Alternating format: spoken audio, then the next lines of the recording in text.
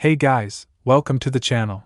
As you see in the thumbnail, what if Issei married with Sona, Sitri had affair with Ophis Part 1. Before I start, please do support for more awesome content, and subscribe my channel and like this video. If you like to hear adult version of this story and other stories, then I'll give you link of my Patreon. Go support and follow the Magic 7 for writing that awesome fanfic, and also make sure to comment on this story.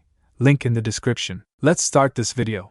A middle school student that recently begun his third year had just gotten his acceptance notice from Ko Academy in the mail. Rumors of this particular school going co-ed had spread throughout the region like wildfire. The school director had been interviewed as to what the new direction for the school would be. The director had told the reporter that, "We will make Ko Academy into a school that people around the world will seek out.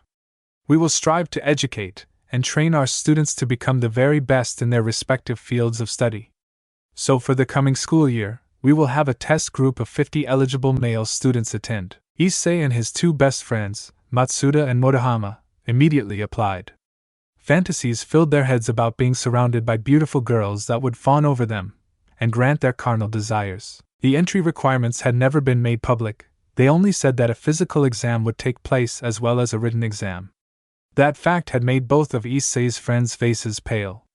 Matsuda was a former athlete in their second year, but joined the photography club and openly announced being a lolicon, but his grades were horrible. Motohama was the exact opposite. His grades were well above average, but his physical capabilities were as weak as Matsuda's grades.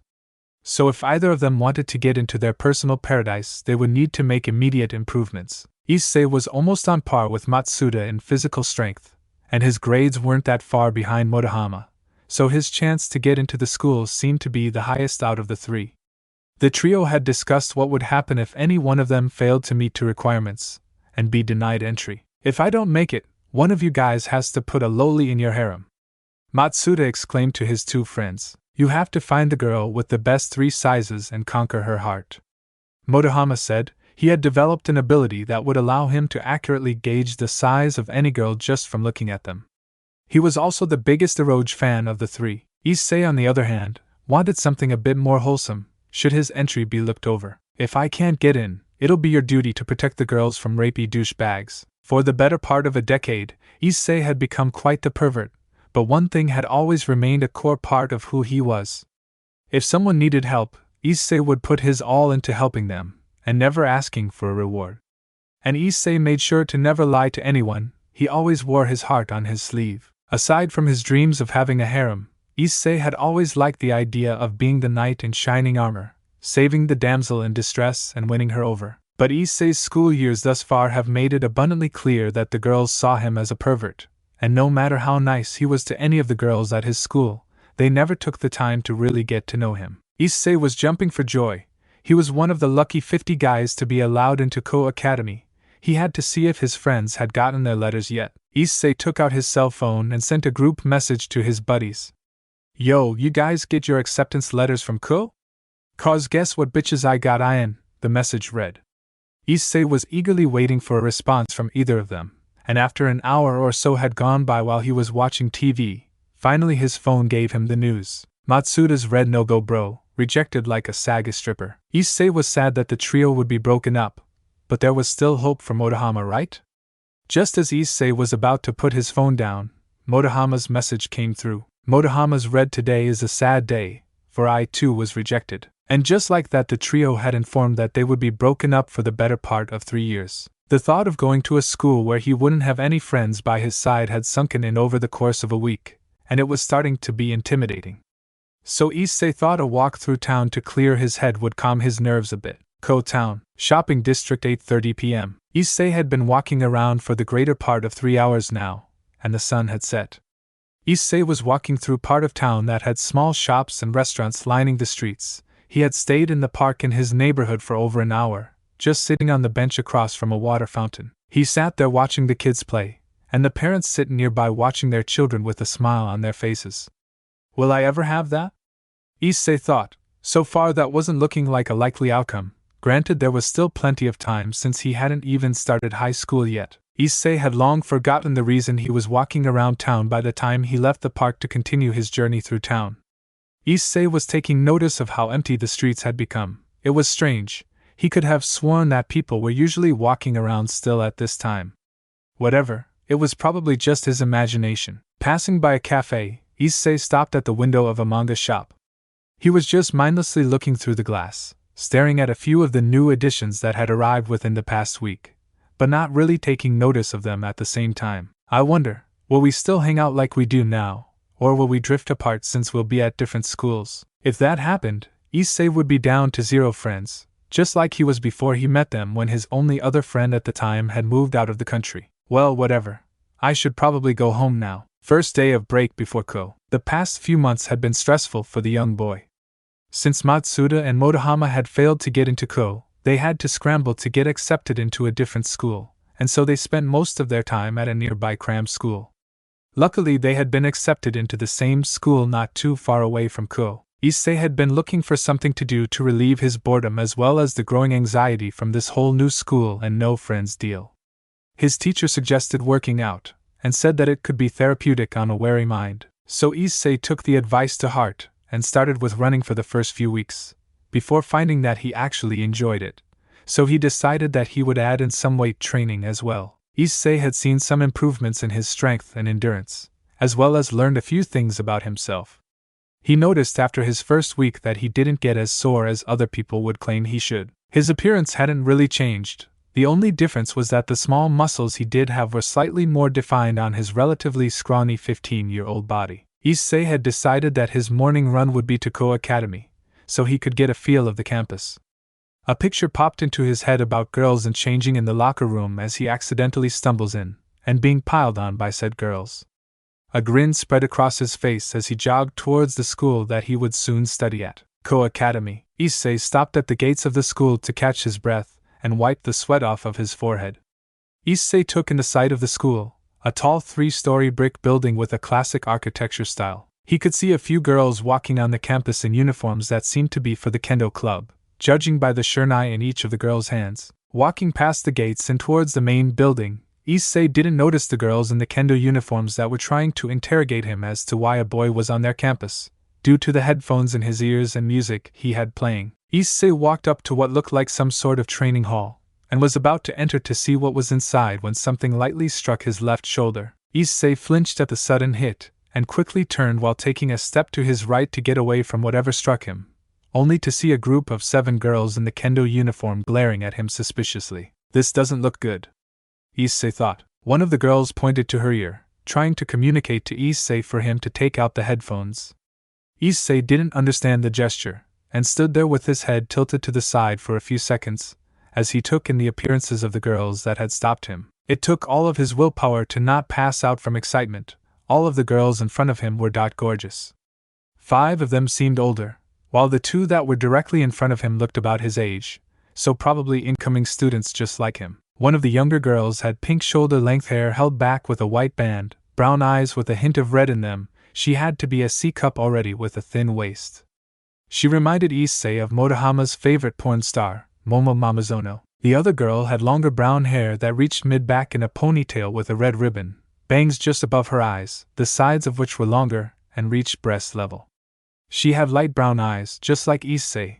Her chest was a little bit bigger than her companions, but her body was just as stellar. While Issei was mentally undressing each of the girls, the pink-haired one reached and yanked the headphones from his ears with a glare on her face, clearly annoyed that he wasn't responding to them. Issei flinched a little from the force of his earbuds being ripped out, and rubbed his right ear briefly, then looked at the angry group of girls. What are you doing here? This is an all-girls school, the pink-haired girl said while still glaring at Issei. Issei looked at the group. The 5 older girls had taken a step back, to see how their new club members would handle the situation and step in if needed. The brown-haired girl was holding her shurnai at the ready, in case the boy in front of her tried anything on them. Issei was a little confused by the all-girls school comment. Had they not heard about Ko going co-ed? I was just out for a run, and wanted to check the place out, since I'll be starting here next semester. Issei stuttered out, hoping not to meet the wrong end of the wooden sword anytime soon. But he just couldn't help himself. His eyes kept wavering from their eyes to their chests, and it didn't go unnoticed by the girls in front of him. The brown-haired girl was the one who spoke up this time, while covering her chest with her hand that didn't have the shurnai, and slightly turning the front of her body away from Issei's gaze. "So you're one of the 50 perverts being let into the school?" After saying her piece, she scowled at the boy and awaited his answer. "Just fucking great, haven't even been to the first day of school, and I'm already ousted," Issei thought. And without his friends here, there was no escaping the wrath of these girls. Issei needed to find a way to placate the female sword-wielders in front of him, so they don't try and beat him into submission. But he turned into a stuttering mess, and found himself unable to really say anything before being cut off by the pink-haired girl. She gave him a lecture that silenced him immediately, bringing back a memory of something his mother told him when he got his acceptance letter, and caused Issei to ponder. "You really just wanted T to see." "Shut it, perv. We know why you're here. You probably had some stupid fantasy about taking advantage of the girls at this school. You didn't even last 10 seconds before eyeing us up. Guys like you are a plague. If you don't get yourself together, you'll just end up dying alone, and the world would be a better place without perverts like you in it." Issei was speechless. There wasn't anything he could think of to counter her harsh words, and Issei doubted she'd listen anyway. She had already labeled him as a pervert, just like the girls from his old school. And just like them, she wouldn't bother to give him the time of day, or even learn his name. His face was downcast at that realization. Issei was starting in a school where he didn't know anyone, labeled as a pervert before the break was even over, and with the student body being overwhelmingly female, there was a good chance that Issei might not make any friends during his years here if he didn't make a change. Issei's mother had pretty said those exact words to him before. "Issei, if you don't learn to control yourself, you'll end up alone. Girls won't want to get to know you if they think you're only after their bodies." Issei's parents had been happy that he got into such an elite school, but they knew why he attempted it in the first place. His first year in middle school, Issei had really devolved into a pervert, and pretty much nothing else. His parents had become increasingly disappointed in his behavior, and did little to hide it. Sure, they still loved him, but his nature would always get him into trouble, and gave him a bad name, and his parents by extension. The Kendo girls had apparently had enough, and had turned to walk away before the voice of the boy they were belittling spoke up. His voice was barely loud enough for the two younger girls to hear. "You're right," Issei said quietly. The pink-haired girl and her brunette friend had been the only ones to hear him. The older girls kept walking, having not heard him, nor did they really care in the first place. His admission was surprising to them. The guys they had come across that acted in similar ways never admitted that the way they acted wasn't appropriate. They turned to face the boy, only to see him putting his headphones back in and walking towards the gate of the campus. High at home that evening, Issei finished his run after his confrontation with the Kendo girls. For the rest of his run, Issei had been lost in thought about how his new school life will go. "I wonder if they'd help me. It'd be nice to start school with at least one friend." Issei had been thinking about how he could rein in his perverted nature. His dad was pretty much out of the question to seek for advice. He knew his mother would be willing, but would her advice be useful for a high school student? Well, no harm in trying, I guess. After dinner, Issei had asked his mother if she could give him advice on how to control himself. She had been shocked at first, but was quickly replaced by happiness that her son might have a chance at a normal high school experience after all. They sat down with some drinks and talked for 2 hours about how to talk to and behave with a girl. She said that Issei should go back and talk to the Kendo girls again, and ask for their help as well, since he'd be tempted around beautiful girls. Their help may be more beneficial and quicker to take hold, especially with those Shurnai. After the talk with his mom, Issei was laying in bed thinking about what she said, and if the girls would even be willing. But it did sound like a good plan, and hopefully by the time school started, he'd befriend at least one of them and be able to get through school without the perv label plastered across his face. Ko Academy gates the next day. Issei once again took his morning run to Ko Academy, hoping to ask for the girls' help. Once he passed through the gates, he took out his headphones so they couldn't sneak up in him like the day before. Walking to the direction he saw them yesterday, he heard the sound of wood hitting wood, and some grunts of exertion. Issei stood at the entrance of the building the noises were coming from. He was contemplating whether he should wait outside for them to take a break, or go inside. Issei was a bit nervous, since they probably would think he was just there to stare at them, and that would probably lead to beatdown. But Issei was brought out of his thoughts by a familiar feeling, something hard firmly pressed into his shoulder blade. And a familiar stern voice rang out from behind him. "What are you doing back here, perv? It was the brunette that spoke to Issei. Issei took a deep breath. He was hoping that this would work. Letting the breath out, Issei turned around with his hands up. Just as he thought, it was the same two girls from yesterday. He'd addressed them, but he hadn't caught their names yesterday. Good morning, I'm not here to cause any trouble.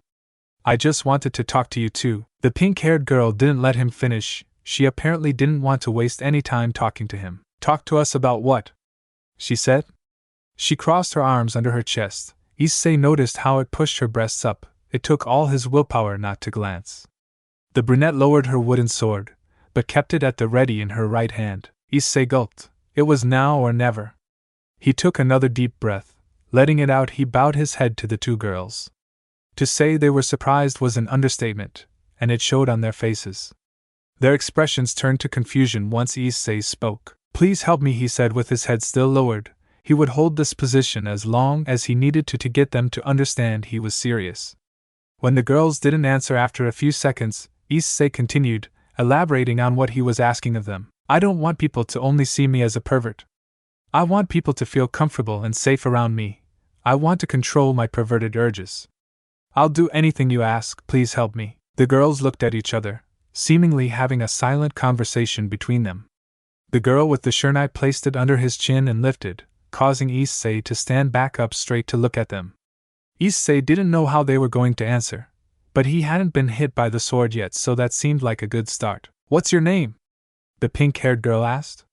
She uncrossed her arms and had them at her hips. Her face was unreadable, which was a little unnerving. Issei Hayadu, Issei said, not looking to change their seemingly calm but cautious demeanor. The pink-haired girl nodded and gestured to herself, and the brunette next to her. I'm Yui Keitase. This is Kaori Murayama. So Hayadu, are you serious about this? Issei looked at the girls he now knew as Keitase and Murayama, and nodded. I'm 100% serious. I know it probably won't be easy, but if you're willing to help me, I promise to give it everything I have. Issei said seriously. Keitase and Murayama looked at each other, having another silent conversation. The way he left yesterday, saying that they were right about him, had confused them. They were expecting to all of the boys that enrolled in Ko to be unruly perverts with no hope for salvation. But standing in front of them was a boy who wanted to be given a chance to prove he was worth getting to know. The girls nodded to each other with a smile. Then Murayama spoke. All right, if you're serious, then we're willing to help you. But if you slip up, I'll beat you into the ground. Understood? Murayama's tone started sincere, but turned cold when she mentioned that she'd punish Issei for messing up. Issei's face showed how he felt about their answer. He had a radiant smile, extremely happy that they were willing to help. Issei nodded vigorously, then saluted to Murayama in a joking manner. Yes, ma'am, understood. Issei stood at the gates of his school, mentally preparing himself to make a good first impression on his teacher and classmates. He had been throwing himself into his training, both physical and what Murayama and Keitase referred to as his perversion training. The physical training had actually been enjoyable for him. It had become a way for Issei to clear his mind after the beatings and berating he got from the two girls when he messed up. Keitase and Murayama had at first been pretty distant with Issei when they first started guiding him from his perverted ways. But after a month, they started to feel like real friends. They don't refer to him by his last name anymore, instead using Issei, his nickname from middle school. Issei himself didn't feel they'd like to be called by their first names, so he stuck to the last name, and they hadn't brought it up. As the new semester grew closer, the true natures of his two new friends came out to reveal themselves. Keitase was usually a composed and polite girl, unless dealing with someone hostile or otherwise inappropriate, like a guy trying to peep into their locker room. Then she was assertive and aggressive. Murayama's was the real surprise though. Once she felt comfortable around Issei, she teased him whenever she thought he was glancing at her body, and would then smack him on the head with her shernai. Outside of her tendency to tease him, Murayama was a very easygoing girl. Issei looked around the school grounds taking notice of the students.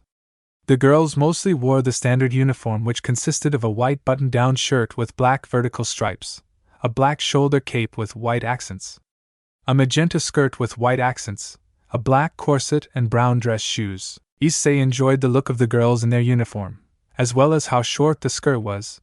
With a gust of wind the skirt would shift just enough to catch a glimpse underneath. The male uniform was rather plain compared to the girls. They wore black dress pants, a white button-down shirt with the same black stripes, a black jacket with white accents and brown dress shoes. Issei wasn't a big fan of the standard way to wear the uniform. He instead chose to leave the jacket and button-down shirt open, with a red t-shirt underneath. Issei walked through the halls towards his classroom, Class 1C, on the first floor of the main building. He hadn't spotted anyone he knew yet, not even Keites and Murayama. He had noticed that some of the male students had already been beaten by some of the girls. Apparently the girls were very adamant about not letting any perverts slip through their fingers. Issei was very thankful for his reversion training as he saw the bruises his fellow male students had. Co-Academy Class 1C. Issei was told by his teacher to stand outside the class until he was called. Being singled out like that made him really nervous. He had only spent a few seconds in the classroom before his teacher asked him to wait in the hall. But he noticed that he was the only male in his class. That fact would have made him giddy beyond belief before his training, and witnessing the girls' brutality. But now, it only added to his anxiety. He'd be the center of attention for the girls to try and deduce his true nature. Issei could hear the teacher speaking to her students. Okay girls, I'm sure you're aware of the new initiative Co-Academy has put in place. We now have a test group of male students to start to transition to a co-ed school. We are lucky enough to have one with us in our class. Come on in and introduce yourself. At the last part, Issei realized he was being called into the room, and followed the directions of his teacher. Issei walked into the room and stood at the front, next to the teacher. Looking out to his classmates, Issei had one immediate thought: this is going to be harder than I thought. Issei scanned over the girls in his class, and most of them were beauties in their own right. Issei was going to be put to the test, and if he failed, he'd be shunned as a pervert once again. Issei wrote his name on the chalkboard. He took a long deep breath to calm himself before turning around. Alright, remember good first impression, maintain eye contact, no roaming eyes. Issei thought. Taking lessons hard learned from his mother, Keites and Murayama. Issei looked back to his classmates, then introduced himself with a nervous smile. He was hoping that they hadn't caught on to how nervous he was feeling at being the center of attention for so many good-looking girls, even his teacher. Hello, my name is Issei Hayato. Issei mentally cursed himself for stuttering. That really didn't start out the way he wanted it to. So he cleared his throat to continue. A few of the girls giggled under their breath, but Issei still heard it. Good going, Issei. They're already laughing at you, idiot. I'm looking forward to get know each of you. Issei said his last part and bowed slightly to the class. His teacher had apparently picked up on his nervous demeanor, as did the class, and addressed the girls before assigning Issei to a seat. Okay girls, I'm sure Mr. Hayata here is a bit nervous at being so outnumbered, so be sure to be on your best behavior. The teacher said, much to Issei's dismay at being outed in front of the class. She then scanned the room to find a seat for her only male student. She spoke to Issei once he found one. Why don't you sit in between Ms. Hanakai and Ms. Kasaka? Momo, Rhea, raise your hands please. Two girls raised their hands, each having a smile on their face. Once Issei saw the two hands rise, his face turned bright red, which made the girls openly giggle this time. The two girls the teacher referred to were both otherworldly beauties. The first had brown hair tied into two braids that reached her waist, light brown eyes that held a gentle look in them. Her figure, from what Issei could see, was top-notch. Is it a requirement to have supermodel looks to enroll here or something? Issei thought. The other girl was just as much of a looker. She had snow-white hair that reached mid-back, straight bangs at eyebrow level. Her eyes were a glacial blue that were absolutely captivating. It was honestly hard for Issei to look away.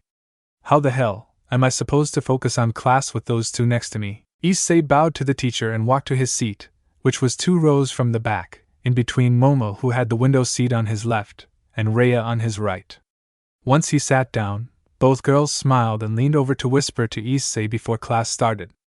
Momo was the first to speak. Hey there, just call me Momo. It's nice to meet you, Issei.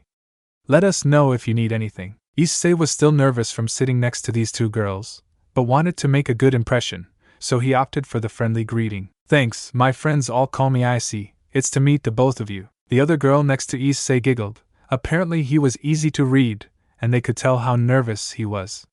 And she spoke in a manner that Issei had been acquainted with from Murayama. Nice to meet you, Issei. Call me Rhea. You seem a little overwhelmed. Do we make you nervous? Rhea said in a slight teasing whisper. At which Issei nervously rubbed the back of his head. He was surprised she called him by his nickname so quickly, but he actually preferred it. I didn't expect there to be sitting between two beauty. Issei realized what he was about to blurt out, and quickly clamped his mouth shut. That was close, hoping to correct himself before the girls caught on to what he was going to say. He spoke again. I didn't expect to be the only guy in the class. I thought there'd be at least one other. Issei's hopes were quickly shot down as both girls openly laughed, not trying to hide it this time. Issei's face was once again as red as his shirt, so he decided to just take out the materials for his class and pay attention to the lecture. As Issei was gathering his materials, he missed the shared look between Momo and Rhea as they nodded to each other. They were each sharing similar thoughts. Kaicho needs to meet him. Co-Academy lunch break. Student council room. A few minutes before the lunch bell rang, Momo and Rhea had left, claiming they had student council work to attend to, and they were now in said room with 4 other people.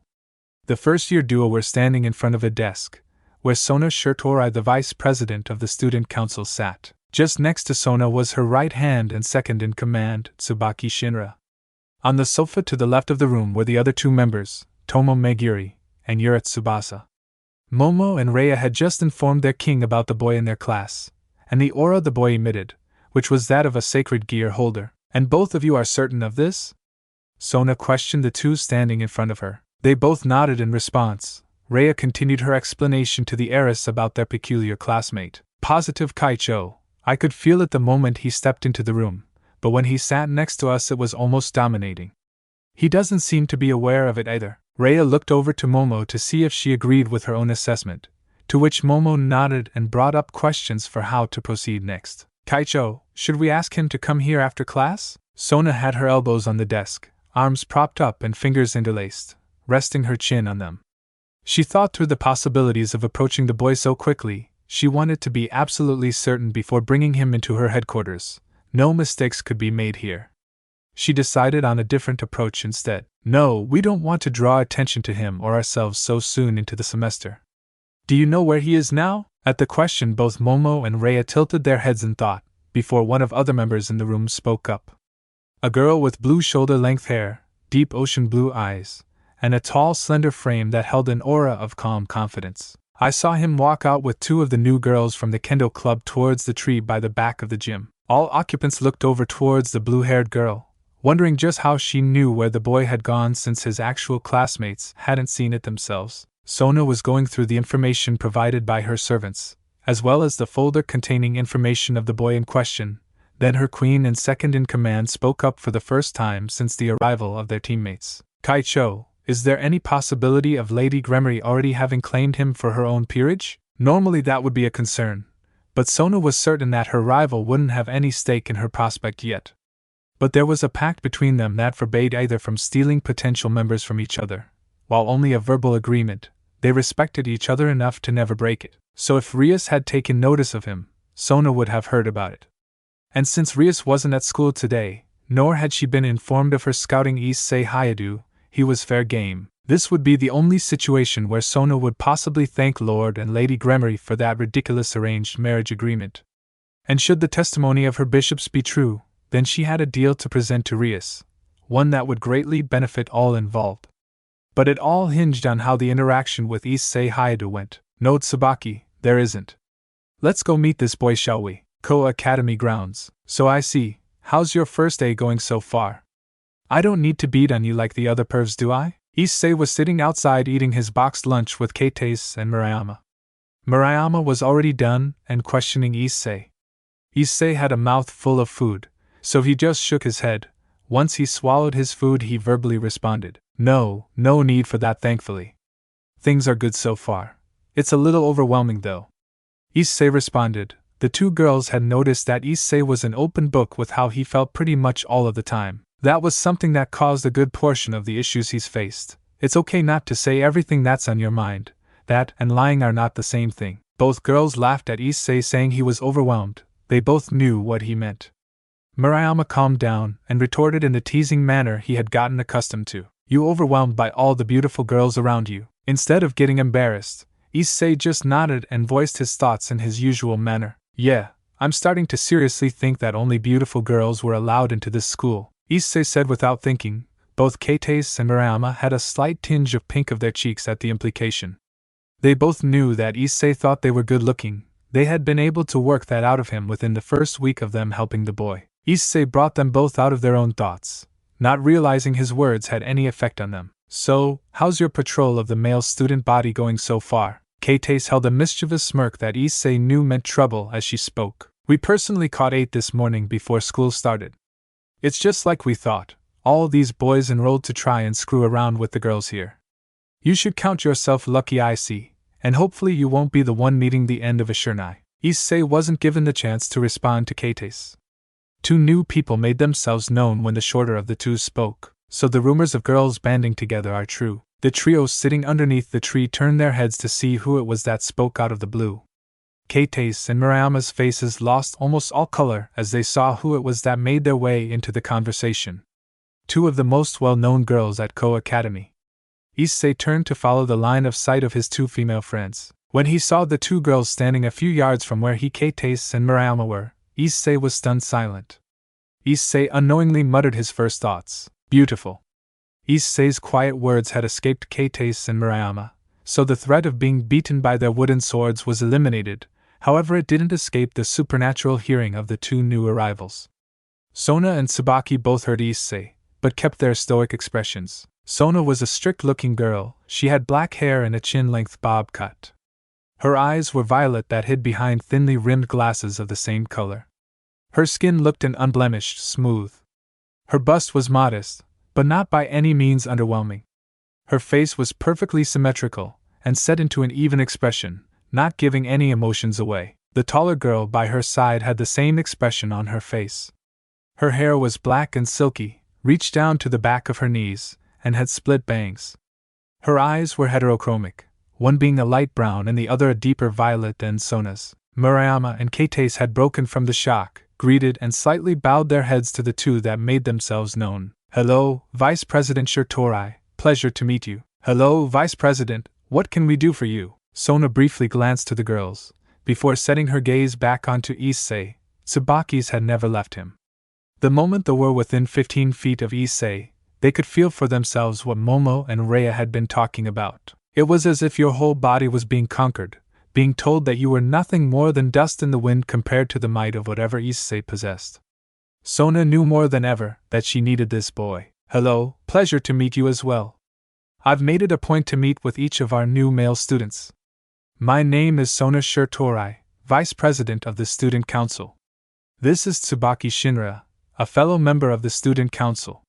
You are Issei Hayadu, correct? Issei was surprised and a little concerned that anyone on the Student Council knew his name.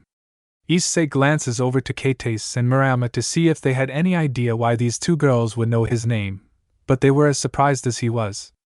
But their expressions quickly turned to suspicion, thinking that Issei had done something wrong while they were apart. Instead of pleading his innocence, Issei made to greet the 2 Student Council members. Issei went to bow to them as his female companions had done, but was met with an outstretched hand from Sona. Issei took hold of it, and shook as he introduced himself. I am Issei Hayadu, it's a pleasure to meet you Vice President Shirtorai, and Ms. Shinra. I haven't caused any problems to have you seek me out directly, have I? Even though they said that they were meeting with all of the male students, the fact that they met with Issei only halfway through the first school day was a little concerning. Once their hands made contact with each other, the previously unblemished and pristine skin of Sona's face started to turn an ash-gray color, along with a cold sweat quickly sprouting. Sona's legs immediately felt weak, unable to hold up the weight of her body from what it was that she sensed within the boy in front of her. Ms. Shirtorai/Sona Kaishu. Issei and Tsubaki both called out from the sudden weakness in her legs and started to fall forward. Losing her balance, Sona fell forward and tried to brace herself for impact onto the ground. Where she was expecting to find herself on the ground, she was instead met with the firm and gentle grip of Issei Hayadu.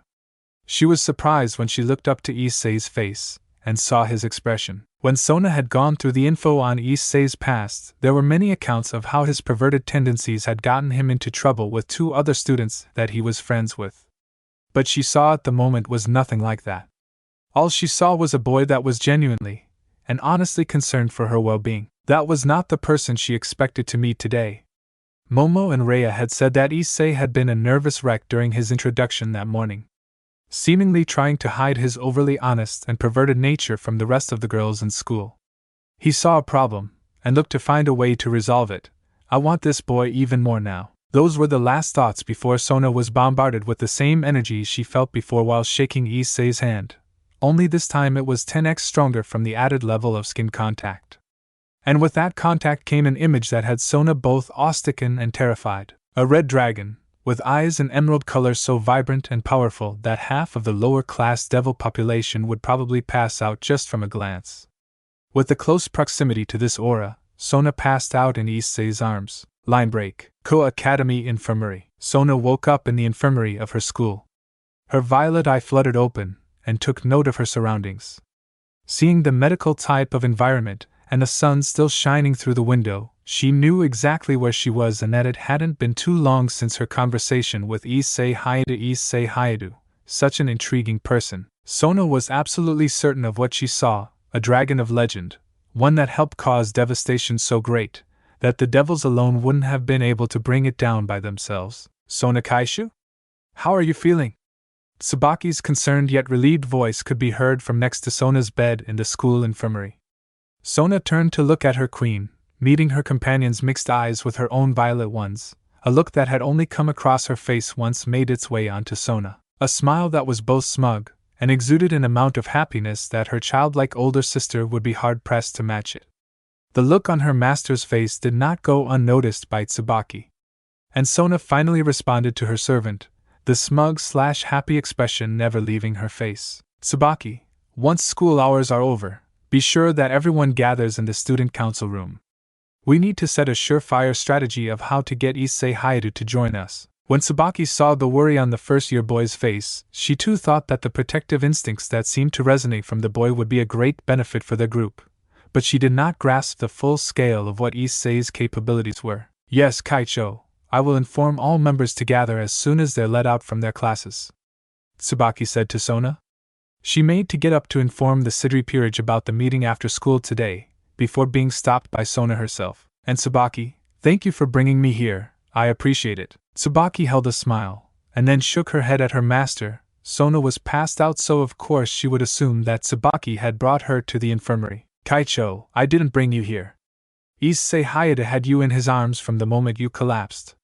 He was very adamant that he bring you here himself. He was not willing to leave you in my care alone. Sona was pleasantly surprised that the boy she was scouting for her peerage had already proven that he could be relied on in at least one situation.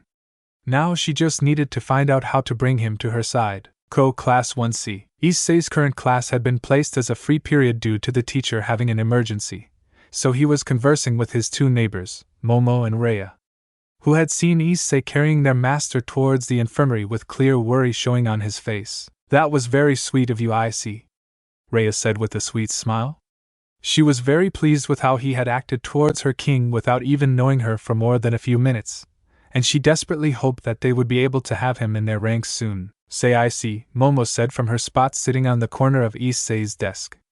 She gave Issei a sly smile as she spoke. If I pass out like that in your arms, would you carry me too? Issei felt his face heat up at his classmate's words, and his mouth was once again working faster than his brain. By the time he came to realize what he said, he just hoped that none of the girls in the vicinity, or Keites and Murayama, would punish him for the lack of foresight with his words. Of course, if either of you fainted, I wouldn't leave your side until you got the care you needed. So once Issei caught on to what he had said, he was preparing for the verbal reprimanding with closed eyes. But it never came. Instead, Issei was almost knocked out of his seat by the girl with snow-white hair that had positioned herself almost on top of his desk. Issei was tightly hugged around his neck. The girl seemed to have supernatural strength, as Issei was losing vital oxygen to his brain from the grip she had on him. I see you're such a sweetheart, Momo practically yelled out to the whole class.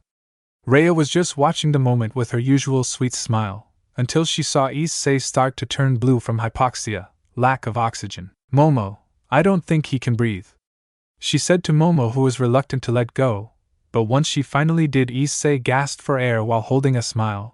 He had clearly enjoyed the feeling of having her pressed tightly against him, which wasn't missed by the two girls as they smirked. Fufu, he's trying so hard not to look or comment on our bodies. He's adorable. Rhea thought as she watched Issei tried to seem like he wasn't thoroughly enjoying Momo's breasts pressed against him. The door to the 1C classroom slid open to reveal Tsubaki standing there with her usual stoic expression. She glanced around the room before addressing the people she was sent to speak with. Once her eyes met with Momo and Rhea, she also caught the sight of Momo embracing Issei Haidu, and rose an eyebrow with a slight smile on her face. It seems they are taking a liking to him, she thought before speaking to the pair of bishops. Momo Hanakai, Rhea Kusaka, please report to the student council room immediately after school hours. Before either of the girls could respond, Tsubaki departed back to wherever she came from. The free period was the last class of the day, and Issei felt he had gotten to know Rhea and Momo pretty well. He would even consider them friends at this point. So when the last bell for the day rang, Issei gave his farewells to both of them and made his way to where Murayama and Kates had agreed to meet for his continued physical and perv reversion training. Line break. The next morning Issei woke up quicker than he usually would on a school day during his middle school days. I guess being surrounded by girls on par with top-tier supermodels will do that to any guy, Issei thought before getting up to go for his morning run before he had to go to school. On his run to the school and back, Issei noticed red glow coming from the old school building. Issei just figured it was a strange light bulb, or experiment going haywire, so he didn't pay attention to it. And so he continued his run, and made his way back home to get ready for school. Line break. Ko Academy ORC room. The red light that Issei noticed on his daily run wasn't from a light bulb, nor an experiment gone wrong. It was emitting from the irate body of the president of the Occult Research Club, Rias Gremory. She had received a message from her longtime friend and rival Sona Sitri. Sona had requested to meet with both of their peerages in the morning before school in her clubroom for an important relay of information. Just recalling the talk between the two of them made her blood boil in both jealousy and anger. Jealousy from the fact that Sona had claimed that she had found the Red Dragon Emperor, and that he was to be a part of the Sitri peerage, and anger from the knowledge that if she had just refused or delayed the meeting between herself, her family, and her revolting fiancé, then she could have had a chance to lay claim to the boy herself. Flashback to the ORC and Student Council meeting. Good morning, Sona. What was so urgent that it couldn't wait until after school? Rias asked her rival, who sat across from her on the sofa on the other side of the coffee table in the center of the ORC room. It was rare for Sona to meet with Rias on the school campus at all, given how busy she typically was with being a part of the student council. I wanted to inform you of a new prospect for my peerage. His name is Issei Haidu, a first year in Class 1C. Sona's face stayed expressionless as usual. But she still hadn't exactly answered the question Rias asked. Why the sudden meeting? For any normal prospect, a message delivered by any means would have sufficed, but Sona was adamant about meeting in person this morning. Alright, but that still doesn't tell me why you wanted to meet in person this morning. As I understand it, the student council has you rather busy, so a meeting in the flesh is something that would mean this Issei Haidu boy must be something special. Rias then saw something she hadn't seen in years from her stoic rival, a grin. Not a smile, or a smirk of confidence. A full grin that carried an almost childish message of I have something you can't have. Indeed, he is special, and more ways than one from what I've seen, Sona stated smugly with a grin that was starting to annoy Rias. Sona pushed her glasses back into place and continued, I came into contact with Issei Haidu yesterday, after my bishops informed me that they were absolutely certain that he possessed a sacred gear. So I went to meet the boy during the lunch break. I found him with two members of the group that has been educating our more perverse male students. He seemed like any normal and kind boy, that is until I shook his hand. Okay, so what kind of sacred gear do you suspect the boy to have? I'm still not seeing the point of the meeting, Sona. Rias was getting more and more annoyed with the tone that Sona was using to describe her interaction with this Issei Haidu, but had yet to say what exactly was special about him. Issei Haidu is the host of the Red Dragon Emperor. Sona spoke matter-of-factly. Rias almost lost all composure at that exact moment. Her eyes were as wide as her sockets would allow, and her jaw dropped. But when the words of the Sitri heiress sank in, Sona has claimed to the Red Dragon Emperor, and meanwhile, I was away wasting my time trying to fight my engagement, while the solution was here all along. Rias thought. A crimson glow started to roll off of the president of the Occult Research Club. It held an ancient power that now only resided with one bloodline, and that was the bloodline Rias came from. The power radiating off of her started to affect her surroundings, papers disintegrating, her desk forming cracks in the solid wood, and the air grew thick. The members of the student council all stood in a combat stance. They didn't really expect Rias to attack them, but the power coming off of her was unpredictable, and they made sure to be ready for all situations. While the members of the ORC all stood away from their king, equally surprised by the burst of power from Rias. But they understood where this anger was coming from, especially after the meeting with Riser Phoenix. Rias, that's not the only reason I'm here. I'd like to present a deal to you. The Sitri heiress stated while pressing her glasses up to her face once again, but this time they gained a slightly devious glint to them. Rias quickly calmed herself down to prepare for whatever her friend had to offer. She had known Sona for most of her life, and would trust that she had Rias' best interests at heart, and vice versa. Sona knew how much she despised Riser, and had tried to find a way out of the engagement, but the only way either of them had found in the contract that would lead to Rias' freedom would be a raiding game. Sai, alright, what sort of deal? I will personally train Issei Haidu, and when the time comes, I will lend him to you for a raiding game against Riser should it come down to that. And in exchange I ask for a favor. Rias narrowed her eyes at Sona. A favor that would grant her the support of the Red Dragon Emperor would no doubt be costly, but she was willing to pay almost any price, and there were very few things she wouldn't do to be rid of Riser. He was a scourge to the underworld, and what would that favor entail exactly? This was the big reveal for Sona. She knew that at first her idea would sound insane, but given the chance to explain the details, Rias would see the value, and hopefully agree. Sona readied herself by taking a silent breath in, letting it out and opening her mouth to speak to her longtime friend. In return for the support of the Red Dragon Emperor, you will marry him. Sona knew that she needed to pause here to let the information she was relaying to sink in. And it didn't take long, maybe a full 3 seconds before Rias' crimson hair flowed in the non-existent wind that was produced from the power of her frustration. Sona, however, expected this, and waited for the right moment to deliver the rest of her plan. What? How does that change my situation at all? I know for a fact you're smarter than this, Sona. Why would you of all people be willing to free me from one marriage, only to place me in another? Rias was livid, and rightfully so. Her longest friend had just offered to free her from one marriage, only to place her into another, with some unknown person. A hand was placed on her shoulder to calm her down. It was from her queen and another long-time friend Akino Himejima. Rias was quick to calm herself down so that she didn't damage any more of her club room. Akino then addressed the Sitri king, voicing her own opinion on the matter, as well as her questions as to how the situation would benefit Akino's king. Kaicho, may I ask a question about your plan? Akino asked with a serious yet inquisitive tone. And Sona nodded, already expecting a few questions about the part of her plan that was revealed. I understand that the support of the Red Dragon Emperor will increase our odds greatly. But what benefit is there from a marriage between the Red Dragon and the Gremory family? Exactly as I thought, they're only seeing the short term. Sona thought to herself. She had expected this, and would be quick to explain so that all questions could be satisfied and they could go about their everyday lives without further delay. A marriage between Rias and Issei Haidu, the host of the Red Dragon Emperor, would help to solidify the dragon's ties to the devils. This would benefit not only the Gremory family, but devils as a whole, should another war break out.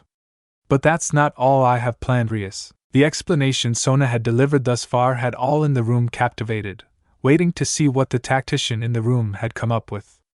Rias knew better than anyone else that Sona never did anything without thinking of any and all possible outcomes. It was why she trusted Sona with her and her peerage's lives if it were to come down to it. Rias couldn't think of anyone else that thought as far ahead as Sona, so the least she could do was hear her out. Okay, Sona, what other parts are there to your plan? Sona smirked. This particular part of her plan was the part she was most proud of. It would not only double the ties of the Red Dragon Emperor to the devils, but also the families of the Sitri and Gremory houses, and therefore bringing each house into further prominence. Rias will be married to the Red Dragon Emperor. And should Issei Haidu be able to beat me in a game of chess either now or in the future, as my agreement with my family states, I will marry him as well. This will not only further hold the ties of Mr. Haidu, but it will also be a great benefit for each of our families. All in the room were silent. Sona Sitri, a young woman who had defiantly and successfully avoided any and all marriage contracts thus far, was willingly putting herself into this deal with Rias. Rias and Akino seemed to be the only ones to grasp the situation fully, and shared a glance before Rias asked one final question to the Sitri heiress. If you're placing yourself in this deal, this boy must be special indeed. I'll agree, only if I have your word that he is nothing like Riser. And I want a clause on paper stating that should either party deem the other not to the other's liking, said party holds the right to cancel the engagement at any time before the wedding is to take place. Sona was once again prepared for the words of her rival. When she met the host of the Red Dragon, she saw more than just his sacred gear. Her family's mastery over water magic allowed each member of the Sitri family to gauge a person's worth, their values, with just a touch, and she had seen the perverse nature that Issei Hayato was trying his hardest to suppress in order to lead a better life. But not only that, the genuine worry he showed when she collapsed in his arms had only confirmed what the magical signs were telling her. Of course, Rias. I had the chance to meet Issei yesterday, and to gauge what kind of person he was. All of the files I have on his past had prepared me to be faced with an unrepentant pervert who would openly gawk and remark on Tsubaki's physical appearance. At the mention that the one who was possibly going to be married to Rias had a perverted nature, one of Rias' servants perked up. She was a short girl with white hair just past her shoulder, with hazel eyes and cat clips in her hair. She was Kaneko Toju, Rias' rook. How perverted! Apparently him and two of his friends had openly proclaimed that they would each start a harem. With further explanation of how the boy acted in the past, Sona saw the uncomfortable body language from the short girl, and made to place it to rest as she spoke her next words. The boy I met yesterday was nothing like his files had portrayed him as. Once I shook his hand, and I was met with the aura of the Red Dragon. I found my body unable to hold itself upright, and had braced myself to fall to the ground. But Issei Hayato had caught me in his arms before I fell, and when I looked up to his face, I didn't see a boy who was trying to take advantage of a helpless girl. No, I saw a young man who would put the safety of those he cared about before his own well-being. He even went so far as to personally carry me to the infirmary when I had eventually passed out. Even with Tsubaki saying that she could take care of me, he was unwilling to let anyone else see to my care. Rias had been taking in all of the information about her potential future husband from Sona, and to be honest, it sounded like the type of man that she would hear about in stories when she was little. A man that would do everything in his power to ensure the safety of his loved ones. Rias would have to verify for herself that Issei was that type of man, but if he was, then she would happily marry him and give him all of herself in return. From your words, he seems to be a special young man indeed. I would like to meet this Issei Hayato for myself though. Sona adjusted her glasses, and glanced to the clock on the door. It was time for this meeting to conclude. She had a stack of paperwork to attend to before the start of the school day. Of course, Rias. That is all I had planned for this meeting, so myself and my peerage must be going now, Sona stated as she turned around and proceeded out of the old school building with the rest of the student council following quickly. Rias had a thoughtful expression on her face, going over all of this new information. The idea of another marriage arranged from the destruction of her current one wasn't a good thought by itself, but as Sona had further explained the potential groom, Rias found herself curious and willing to give it a chance. The idea of the Sitri and Gremory houses being joined for mutual benefit alone was enticing. Bucho, do you really think this is a good idea? A male voice came from the corner of the room by the window with the morning light shining through. This young man had medium-length straight blonde hair, gray eyes and a mole under his left eye. He was already being promoted as the only potential member of the male student body at Ko Academy that wasn't trying to pursue some offlandish fantasy of starting a harem and claiming as many girls as he could get his hands on. Rias looked over to her young knight with a kind and soft smile as she spoke to him. I appreciate the concern, Yudo. Sona and I have been friends for a long time. I would place my life in her hands. The fact that she added herself to this deal only speaks to this young man's potential as well as values. Rias placed her hands on her hips and addressed all of the group but one once more before they would need to separate for the school day. Let's go meet this Issei Hayato, shall we? After the meeting with Rias, Sona and her peerage retreated back to their own headquarters to finish their preparations for the day. Sona was not filing paperwork, as was her custom to do before the school day started. Her thoughts were instead running through multiple scenarios of how to convince Issei Hayato to come to serve her. If everything went well, then he may very well be a devil in her peerage as soon as the end of the day. Sona had thought of feeding into Issei's perverted nature, telling him that harems were fairly common in the underworld due to low birth rates, and multiple partners gave more chances for children to be conceived. This plan was honestly at a 50-50 risk of failure. Due to Issei trying to repress his more carnal desires, he may see that statement only as a means to manipulate him, which it technically would be. How can I assure that he joins me? Sona thought. If it were anyone else in the male student body new to Ko, that tactic would surely work. But Issei was peculiar.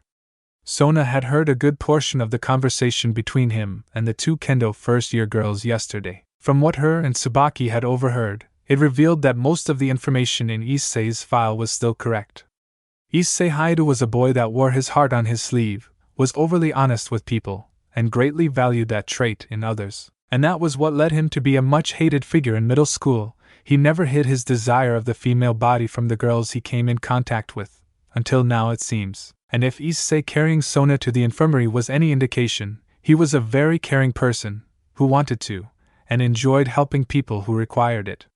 Perhaps she needed a little more insight into what it was that he actually wanted out of life. What did he hope to accomplish? What sort of career path did he envision himself taking? Answers to these questions could possibly hold the solution Sona was seeking. So, how did she get this information? A first-hand account would be best, and she had two people in close proximity that had become rather friendly with Issei. Momo and Rhea. Momo, Rhea, I have some information I need you two to gather from Issei Haida. Line break. Issei had made it to the school gates with a few minutes to spare before classes started. His thoughts before falling asleep, as well as during his morning routine, had been dominated with whether or not the vice president of the student council was feeling better. And he hoped he could see her again soon to make of that. Although that was not the only thought he had. The image of Sona and her bright violet eyes had followed Issei into his sleep. Except in the dream, they were much more acquainted with each other. Issei would have been happy to stay in that dream for an eternity, but much to his surprise a few more additions came into his dream. Momo, Rhea, and surprisingly Tsubaki joined as well. Man, what a dream that was! Issei thought as he walked through the campus grounds, towards the main building. Issei looked up towards the top of the building where the sun was peeking over the roof. The spring season had always been a time of year that Issei enjoyed. It was partially due to the temperature outside and the blooming flora of Japan, but it was more due to the girls shedding the heavy coats, and thus having less material for him to mentally strip off of them in his fantasies. A smile crossed Issei's face from the warmth of the sun. For once in his life, he was looking forward to the school year. Sure, it sucked having your two best friends go to a different school, but they would vicariously through his encounters. Issei was looking forward to bragging about the amount of beautiful girls that he was constantly surrounded by during the school day. He could see the jealous rage on their faces already. I see. Issei was brought out of his thoughts when he heard his name being called. He made to turn to whoever it was. There were currently only 4 people who used his nickname.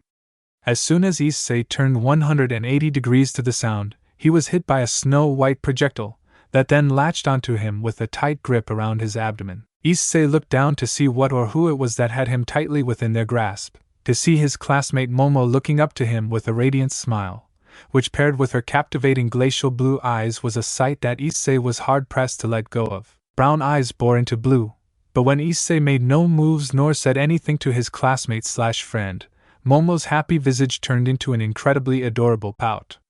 Her eyes slightly narrowed, and her cheeks puffed like a chipmunk. I see. You didn't hug me back, Mine. Momo pouted while tightening her grip on the boy. Issei blinked a few times before her words clicked in his head. He then heard Rhea give a fufufu from a few feet away from them. Issei smiled to his friend and made to hug her back. He was shocked at how quickly she had become friendly with him, but he wasn't going to look a gift horse in the mouth. What self-respecting teenage male wouldn't enjoy a beauty like her hugging them first thing in the morning? Issei thought, placing his arms around her back to hug her slender figure to his. Rhea's words then brought a blush to both of their faces. It seems Momo is quite attached to you, I see. I'm sure the other boys will be very envious, a fufu. Rhea spoke with her seemingly ever-present smile. Issei's face was still hot and red from his other classmate's statement. He was about to make a counter, but was cut off by the sound of 2 familiar and angry voices that yelled out simultaneously. I see, you couldn't even last 2 whole days? It was Keitase and Murayama, who had assumed Issei was reverting back to his old perverted self and taking advantage of an innocent and kind young girl. Issei turned to the sound of his 2 friends/punishers, to see them clad in their Kendo uniform and shurnai in their hands at the ready, and quickly making their way to bring divine judgment onto his body. The angry scowl on their faces left no doubt in Issei's mind that he needed to vanish from sight immediately, otherwise he would be nursing bruises all over his body for a next week. Issei released Momo from their mutual hug and backed away with a nervous shake spreading through his body. He looked at his two classmates Momo and Rhea, who didn't understand why the two approaching girls were upset, and waved goodbye to them as he set into a sprint away to lose his pursuers. "Ehave some Yuato Sai later." Issei yelled out, quickly ran, with the Kendo pair on his heels, shurnai raised to swing once they were within striking range. Both Momo and Rhea's expression changed into an even and unemotional one at the departure of the one that their master wanted information on. Thankfully they were in the same class as the boy in question, so there would be chances to gather the answers later on in the day, assuming the two girls didn't beat Issei too badly where he needed medical attention. Rhea looked over to Momo, her smile returning to her face. "We'll just have to ask him during the break, Momo. I am curious though, did you hug him to fluster Issei, or if you actually enjoyed being around him?" "Yes," Momo replied with her own smile. Rhea had a confused expression that didn't answer either question. But Momo clarified for the braided brunette. "It was both. He's so fun to tease. There's just something about him. It's strange." Line break. Issei ran through most of the back of the campus, and had finally managed to shake off the pair of Kendo girls that were apparently out for blood. "I hope I can explain it to them later, without being hit," Issei thought as he entered the main school building. He only had about 3 minutes before the school bell rang for classes to begin. Issei was lost in his thoughts, recalling how far he'd come in controlling himself. Within the time span of the break before starting at Ko Academy, he'd gained 4 girls that he would consider friends, even though 2 of them were currently out for his head. That was something that he had never thought possible without some sort of wizardry or mind control. PSH, like such a thing even exists, would be cool though. Issei thought as he turned the final corner to get into the hall his classroom resided in. As he rounded said corner, he was knocked over when he collided with something hard, yet incredibly soft and pillowy. "Ow!" A silky voice rang out from in front of him. Issei rubbed his lower back from the impact, and looked up to see who he walked into, so that he could apologize and be on his way. But his mind came to a halt at the image in front of him. What did I holy sweet lace? Purple is officially my new favorite color. Issei's eyes were met by the lacy purple undergarments of what Issei could only describe as a goddess in human form. I'm pretty sure Motohama would lose his shit just looking at this girl, Issei thought, taking in the full visage of the girl on the floor, who had fallen with her legs had spread and bent at the knee when she landed on the floor, giving Issei a full panty shot. She had long, crimson red hair and bangs that perfectly framed her face. Blue-green eyes with a regal look to them, with her face only matching her noble presence. Her breasts were probably among the biggest Issei had ever seen, in real life or in any porn. Snap out of it, Issei. You just knocked her down, help her up, idiot. Issei thought as he shook his head to clear his not-so-clean thoughts. Issei stood up quickly, averting his eyes from the purple lacy thong, and offered his hand to help this unknown beauty off the floor. I'm sorry for that, I wasn't paying attention, let me help you. The redhead smiled as she took Issei's hand and was brought back to her feet. She flinched once Issei's hand met hers, as she was assaulted with the same image that Sona had been yesterday, an enormous red western dragon with crimson flames that ravaged any and all things surrounding it. She took her hand back as soon as she was back to her feet, and composed herself as she dusted off her uniform. With that done, she introduced herself to the young boy in front of her. No need to apologize, accidents happen. Thank you for helping me up. You're Issei Hayato, are you not? My name is Rias Gremory, 2nd year and president to the Occult Research Club. It's nice to meet you. She held her regal smile as she spoke. Issei hadn't noticed the 2 people that were behind Rias, but each of them were carefully analyzing Issei as he interacted with the Gremory heiress. And so far, they were both in approval of how he carried himself. It seemed Sona's appraisal was on par with what they were witnessing. Issei had no idea why someone like her had heard of him. Hopefully it wasn't a bad thing. He was trying not to cause trouble here, as that would be counterproductive to his end goal. Yes, Issei still had dreams of obtaining a harem, however he wanted to obtain that harem through different means now compared to his pre-perv reversion training. He previously just wanted girls with the biggest breasts he could find. But now that his head wasn't constantly filled with the thought of huge boobs, He wanted a harem of women who actually meant something to him. Women that he could spend a life protecting and providing for. It's nice to meet you, but how exactly do you know who I am?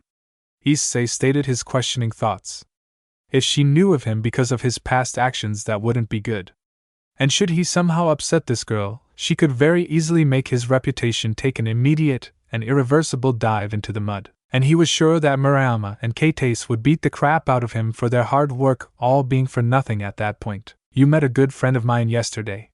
Sona Shirtorai, she spoke highly of you, which is a rare thing.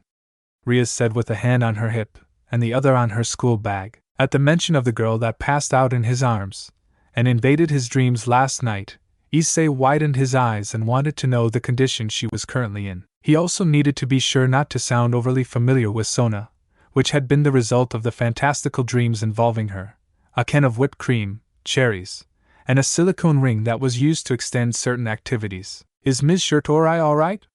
I was hoping to check up on her today, or at least find out how she's holding up. Rias and her two servants were pleasantly surprised at the concern that Issei held for Sona, even if they had only met a few moments before the incident in question. Such an interesting boy, Rias thought as she looked at the worried look Issei held, waiting to hear an update on the Sitri girl. She's feeling much better now. She must be a little overworked from the duties the student council. Ring ring ring. At the sound of the bell ringing, Issei looked down the hall to his classroom, but wanted to thank Rias for an update as well as say his farewell. I'm glad she's okay. Well, I need to get to class. Nice meeting you, Ms. Gremory. Rias and company watched Issei flee to his class. Once he was out of sight, the redhead turned to see what her servants thought of Issei so far. Yudo, Aquino, what do you think of him? Aquino was a fellow second-year student, Rias' queen and best friend. She had long black hair that reached mid-calf, and was held in a ponytail by an orange ribbon. Violet eyes and a bust just a bit bigger than Rias. She was the first to voice her evaluation of the potential new reincarnated devil. He seems sweet, but is still struggling to control himself around so many young women of Fufu. It's a shame that he won't be a permanent member of your peerage. It'd be so much fun to play with him. He seems trustworthy. Yudo responded. Line break. Issei's class was in between classes at the moment, waiting for the teacher to arrive, and so most students were conversing with each other. Momo and Rhea were talking with Issei about what kind of future he wanted, and what values he held in high regard. Momo was sitting on his desk once again, while Rhea was still in her seat to his right. Have you thought about what you want to do after high school, Issei? Momo asked. She was dangling her feet off his desk, swinging them in a carefree way. Her hands were behind her, holding her upright as her palms were placed onto the desk. Her head was tilted to the side as she questioned Issei. Issei hummed and thought he wasn't sure if telling a girl that he wanted a harem was a good idea, so what else did he want to do with his life? He hadn't thought about it all that much, as his mind was usually just filled with naked women. But there was one thing he knew he'd be good at, and well, I've always been good with kids. So I think being a teacher of some kind could be fun. I haven't put too much thought into it, hee. Issei chuckled at the end and rubbed the back of his head. He probably should have some clue as to what he would do for the rest of his life, and not just coast by. Momo and Rhea both shared an excited look with each other. That's perfect, they both thought. Issei would fit in perfectly with Sona's peerage. It was like some deity had sent him here directly to them. Now they needed to go meet with Sona to relay the information. Momo, we should get going now, Rhea said as she stood from her desk and grabbed her school bag. She stepped behind Issei and grabbed Momo's bag and held it out for the girl on Issei's desk to take. Oh, you're right. Hopefully this doesn't take too long, Momo exclaimed as she hopped off of Issei's desk. Issei widened his eyes and held back a gasp as her skirt lifted enough for him to get a glimpse underneath. White hair, black panties, and oh. Bad Issei. She's my friend, need to control myself. Issei tried to control his urges, which hopefully no one else noticed his internal struggle. But Issei being Issei, was as easy as a billboard to read. And Rhea had seen the black garment as well. Fufu, I think Issei enjoyed the show, Momo, Rhea said with a hand over her mouth to hide her amusement. Issei slammed his head on his desk to hide his embarrassment from them, not even trying to deny that he in fact very much enjoyed it. Momo on the other hand took a few seconds to understand what Rhea was referring to, and finally understood when she thought back to her position just a moment ago. She felt a tinge of both pride and amusement that she seemed to hold his attention even with the smallest of gestures. She decided to have a little more fun with Issei before they left. "Don't forget me while I'm gone, Issei." "Oh. And Sona said she wanted to see you after school today. Okay, bye." They didn't give Issei any time to respond as they both left the classroom, heading to give Sona the information she requested, and she would no doubt be happy with what they had learned. A few seconds after Momo and Rhea left, the teacher came in to begin the next class. Issei couldn't focus due to his friend's antics. It was starting to seem that Issei only befriended girls that liked to tease him endlessly. As class began, Issei shook out of his thoughts and got prepared for the lesson. Line break, lunch break. Issei was sitting under the tree behind the gym with Murayama and Keitase. He had to dodge their attacks for the first 15 minutes of the lunch break until he got them to at least hear him out about the situation that morning with Momo, and once they finally understood that he wasn't taking advantage of her, and that she had initiated it, they started with another question that was on their mind. "So, why does the vice president want to see you?" Keitase asked with her head angled to side. It seemed rather sudden and odd for the student council to have taken interest in Issei, especially since he hadn't seemingly caused any trouble. Issei shrugged his shoulders, as he wasn't sure either, but he would definitely meet with Sona after school. His reasoning was twofold. He wanted to see for himself that she was indeed feeling alright today, as well as just be around her. That was a strange thing for Issei. When Sona collapsed, and he carried her to the infirmary, he felt an odd connection with her. It was also entirely possible that she might scold him for carrying her all throughout the school, the sort of rumor that could come from the student body, seeing that would no doubt harm her reputation if she wanted to run for president next year. "I'm not sure either. I guess I'll just have to find out after school today." Murayama had only nodded in response to the conclusion Issei came to. Then she remembered that she wanted to ask Issei more about his school life choices.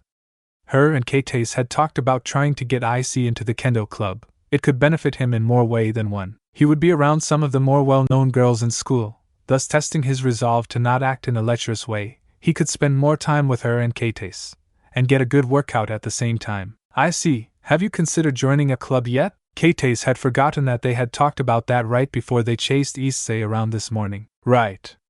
Issei, why don't you join the Kendo club? Then we can all hang out more." It was something new for both Keitase and Murayama. They had only been willing to help Issei for the hope that he could inspire other potential pervy students at Code to change into normal people. But the longer they hung around Issei, the more they wanted to be around him. His open-minded and carefree demeanor was just pleasant to be around. His overly honest personality had been a source of more than a few good laughs as well. Issei just blurted out what was on his mind, and they had grown to like that part about the boy. "Are you just asking me so you can beat me up more?" Issei asked with narrowed eyes. Issei had progressed very well in holding his urges, so he didn't get hit by them nearly as much as he did when they first started. The trio all laughed together as the school bell rang out, marking the near end of the lunch break. Issei said he would think about joining the Kendo club as they all bid farewell to each other, Issei heading back to his class. Keitase and Murayama heading back to their Kendo training. Line break, student council room. Issei stood at the door to the student council room, ready to knock to alert those inside that he was here. Issei couldn't help but be a little nervous. Some of the more influential students were right on the other side of this door. If Issei acted in an inappropriate manner in front of this group, that could spell major trouble for him later down the line in his high school career. But he was asked to come and meet with Sona Torai, and he was here to honor that request. Issei took a deep breath to ready himself for whatever was to come, and finally knocked on the large wooden door. Knock, knock, knock. Issei's hand dropped down to his side and waited. Issei got a weird vibe while waiting to be told to enter inside. It was one of those feelings that made you feel that no matter what it was that happened or was said in this meeting, that some part, or possibly all of his high school life would forever be different. Looking back on the event, he couldn't have been more right. "Enter." A stoic female voice rang out from the inside of the room. Issei obeyed and pressed his hand on the handle and turned it, slowly opening the door. With the door fully opened, Issei looked around at the decor of the student council headquarters. It was a large room, with Victorian-style wood trim. 2 love seats sat next to each other on the left side of the room. The walls were a grayish-blue paint, to leave it at a more neutral color. To the right side of the room there were a group of file cabinets that stood to about 6.5 feet tall, with a medium-sized desk next to it, probably to sort out paperwork from the files. And straight to the back from where Issei was standing was a large, intricately designed wooden desk that looked very expensive, where there were 5 girls stood in a line just next to the one that had requested Issei's presence here. Sona Shirtorai. Issei took note of the other girls that were standing by Sona, and he recognized most of them, all but 2. The closest to Sona was a tall raven-colored hair young woman, Tsubaki, that Issei had met yesterday for the first time.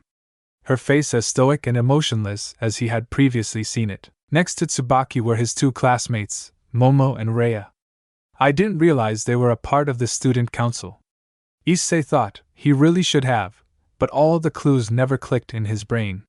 They had even been the ones to tell him that he was requested here by Sona. Issei smiled to his 2 friends and classmates, then moved down to see the ones that he hadn't had the opportunity to meet with yet. The first was a girl with shoulder-length blue hair and deep ocean blue eyes.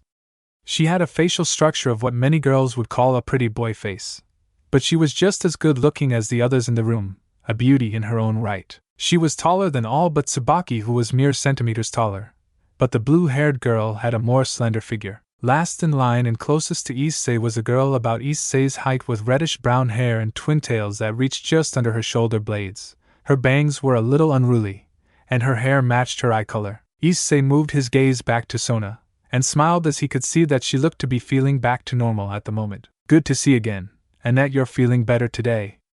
You had me worried when you collapsed like that. Everyone in Sona's group held a small smile at Issei's words.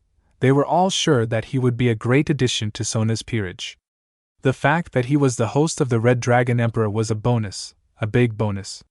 Even Sona herself held a small smile before greeting the guest. Pleasure to see you again as well, Issei Hayadu. Thank you for personally seeing to it that I was taken to get appropriate medical care. Now, please have a seat, Sona said as she gestured to one of the 2 wooden chairs in front of her desk. Issei stepped to the chair, feeling the genuine leather layered across it before sitting down, back straight and hands in his lap with his face looking straight into Sona's gorgeous violet eyes. Seeing that her guest was settled, and pleasantries out of the way, Sona wanted to get down to business. So Sona pushed her glasses up to ensure they're staying in their set place. It wouldn't do to look out of control here, not in front of a potential new member in her peerage. Before we get started, I would like to say that you aren't in any sort of trouble, so there's no need to worry. I merely wished to ask you a few questions. Issei's shoulders relaxed a fair amount at Sona's words. He was of course worried that he had either done something wrong, or she wanted to preemptively warn him to be on his best behavior or suffer the consequences. Okay, is it alright if I call you Sona Kaisha? I've noticed that's how the rest of the student council refer to you. Issei didn't like calling people by their last names, and just felt weird for him to say. He had always preferred to be called by his first name no matter the length of time he had known the one speaking to him. Sona nodded in response to her. This was only another step in the right direction, that direction being Issei becoming hers. Sona then began what would no doubt be a very world-shattering conversation for Issei. I'd like to start with a few questions about past events. If my questions are too personal, you of course hold the right not to answer. Sona looked towards Issei, gauging his response to the shift in her tone. She now held a tone of voice that was both unemotional and commanding. Issei tensed up a little, but no verbal response, just a nod signaling the okay for Sona to continue. From my understanding, you were labeled as a pervert from both students and teachers during your middle school years, and are now doing your best to control those urges for the hopes of a better life during your time at Ko Academy. What was it that made the sudden change? Issei flinched at the mention of him being a pervert in the presence of so many beautiful girls, but Issei didn't notice any change in expression from them. Perhaps they knew and had moved past that. Just as he was trying to, Issei wasn't sure just what it was that Sona would gain from asking him a question like this. But he saw no reason to doubt her or any of the members of the student council so far, so he gave an open and honest answer. When the co-ed announcement was made, myself and 2 friends applied to Ko right away. None of us had really spent any significant time with a girl that wasn't forced to for school, or that we were related to, so this seemed like a golden opportunity to change that. But after the test, neither of them were accepted. Only I was. So I spent the majority of my 3rd year in middle school by myself. It was at this point that Momo and Rhea adopted a look of sympathy on their faces. They had gotten to know Issei a fair amount over the past 48 hours, and it was the loss of all the other girls that just brushed him aside without a second glance. A teacher recommended physical exercise to help relieve stress, and I found that I enjoyed it.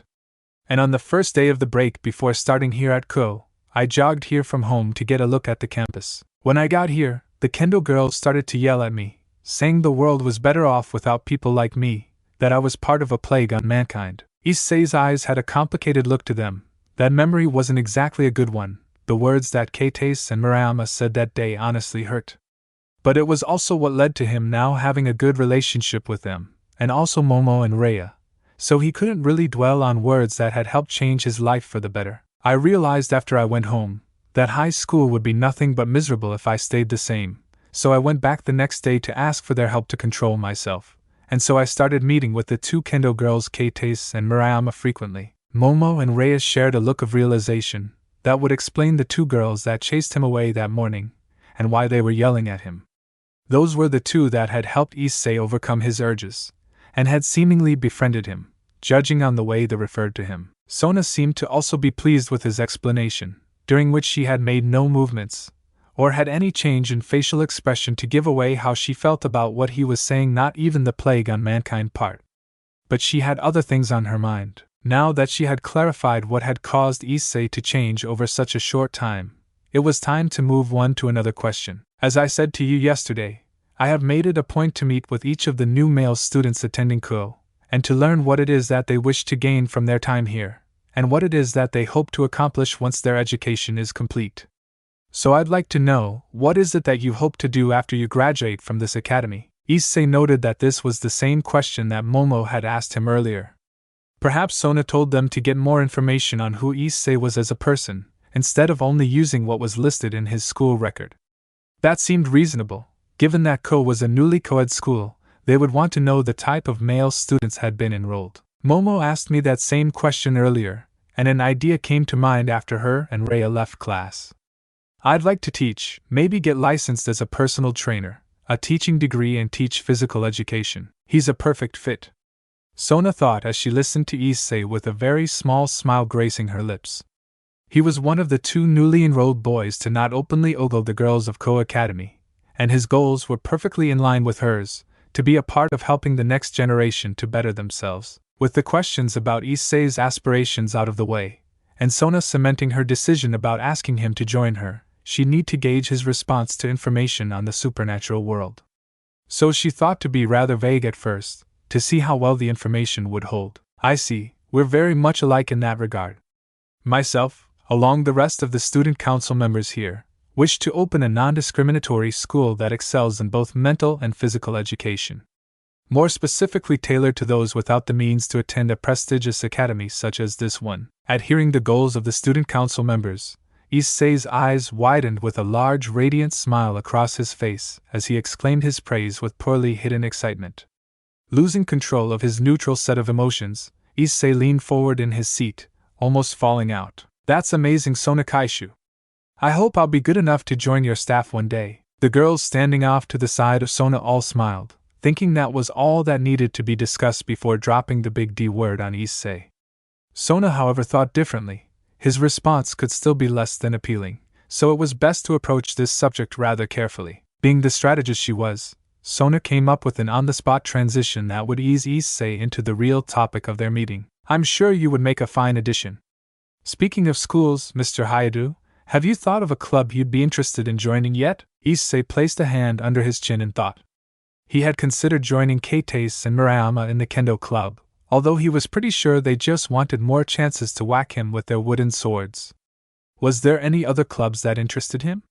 Martial arts could be fun and would give him the workout that he had started to crave, but that was also a double-edged sword. The girls in the club would probably assume he wanted to join to be in physical contact with them, which would be nice but not the real reason he was interested. If Issei were to pursue a career in teaching, maybe he should look into something that could give insight to how a school operates, so while not technically the student wasn't a club, it could help him decide if that was the right path. Well, I haven't made any real decisions yet.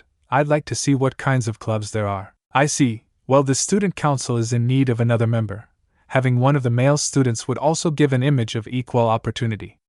The Occult Research Club is one other with a small amount of members. Most of the student council members were confused as to why their master would bring up the club run by the other high-class devil, except for Tsubaki, who left her position by Sona's side and took an old large book from the shelf behind Sona's desk. Tsubaki had been in Sona's service the longest, and so she understood why the Occult Research Club was brought up, and where her king was going with this conversation.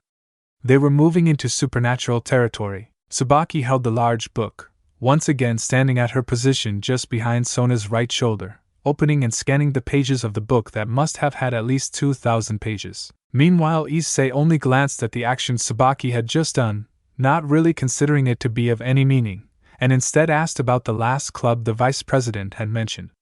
Issei had always found things like subjects of ghosts, mermaids, dragons, and other creatures interesting.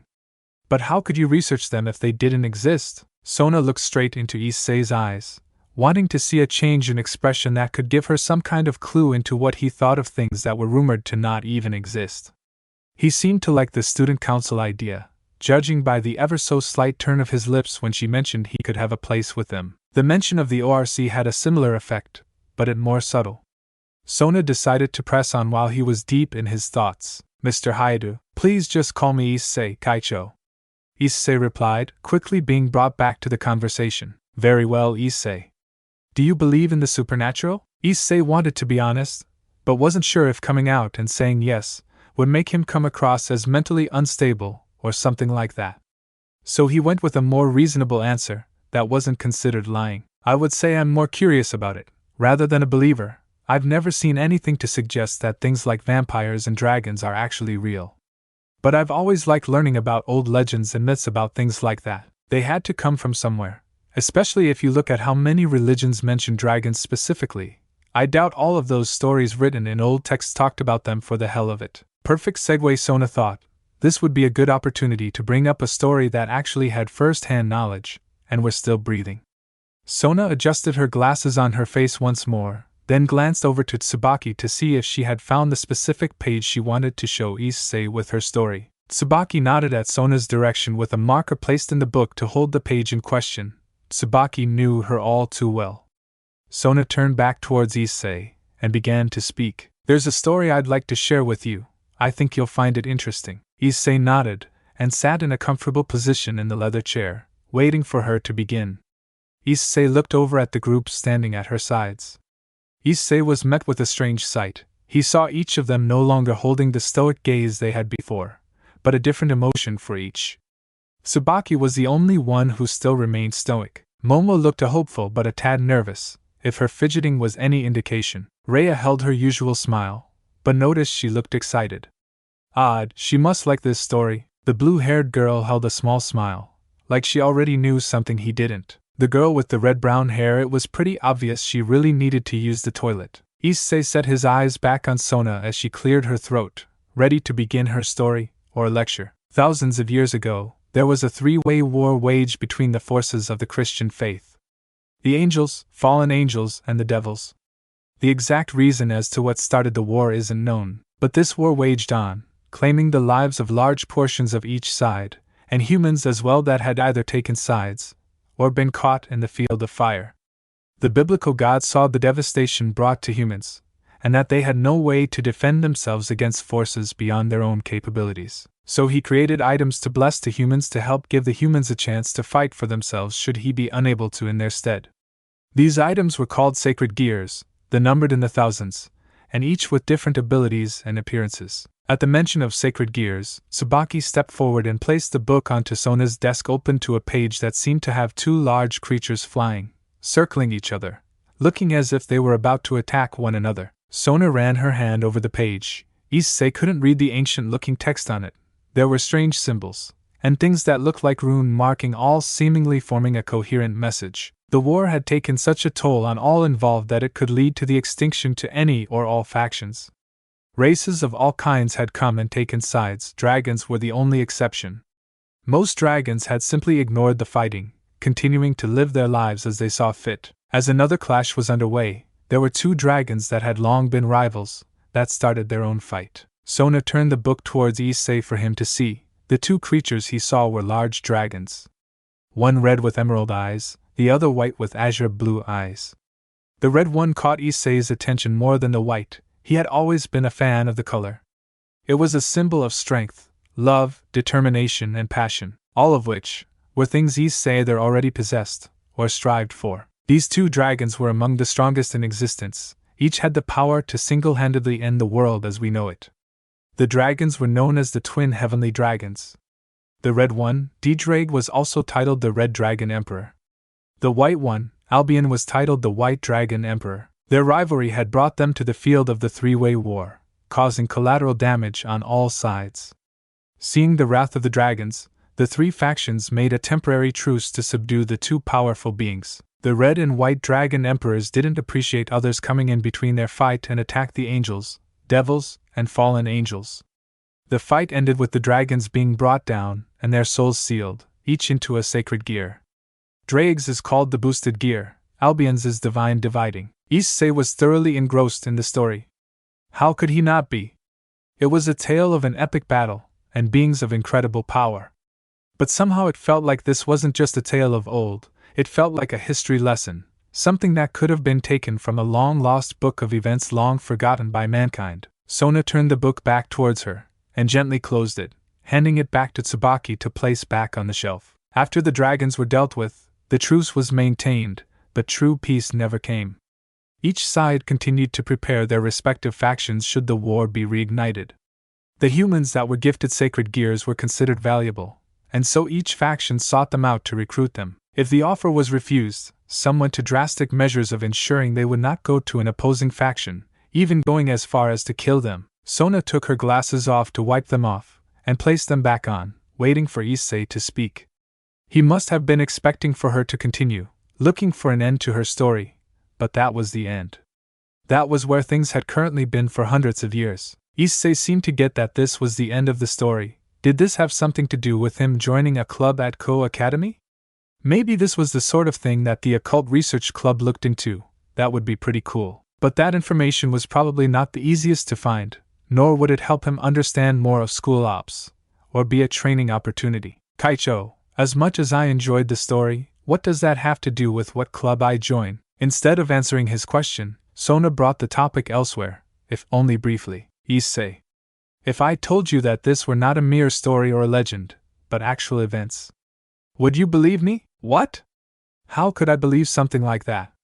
She said humans almost went extinct. Not exactly an easy thing to just accept.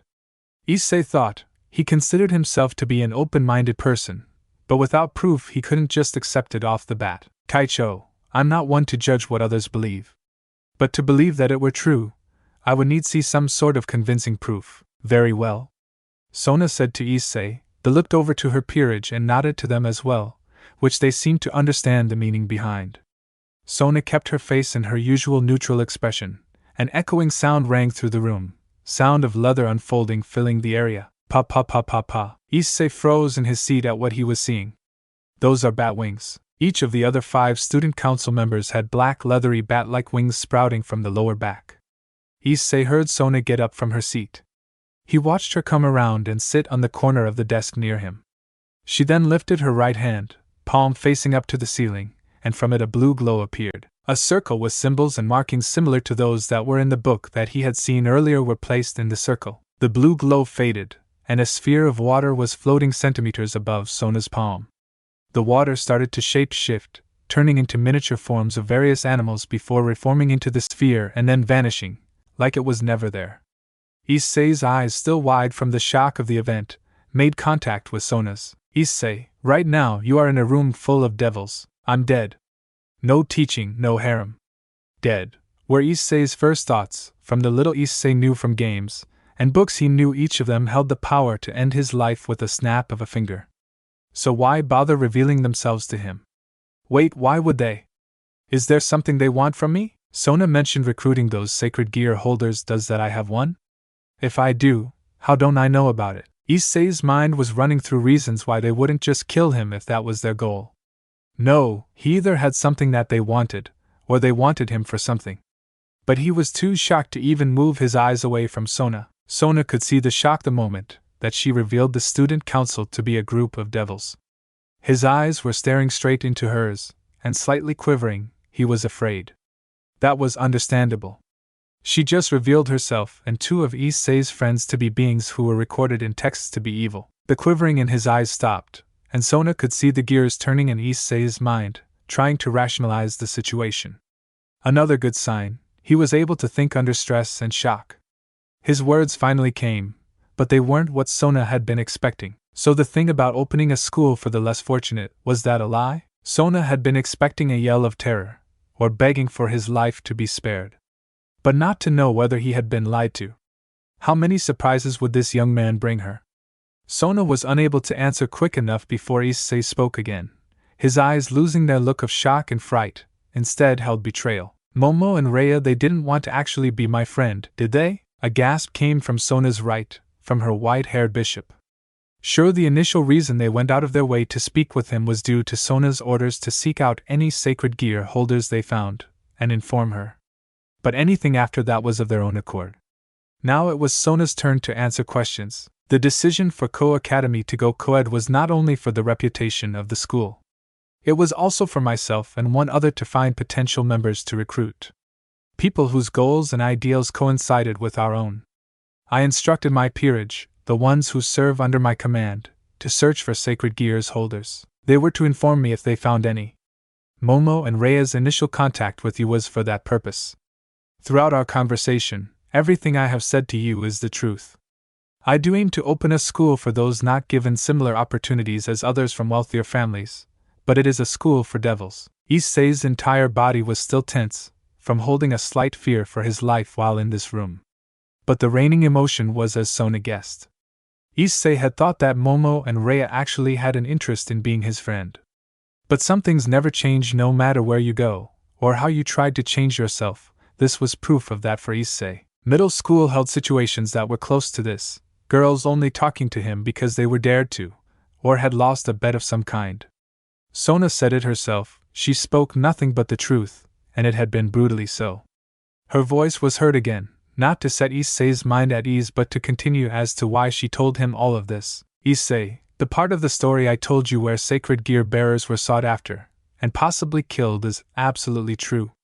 And you have one that will undoubtedly bring people to search for you. Brown eyes met violet again. Issei had a small idea that was the part of the reason she told the story. If Issei had to guess, his had something to do with the dragons, otherwise that part of the story was almost irrelevant to their situation.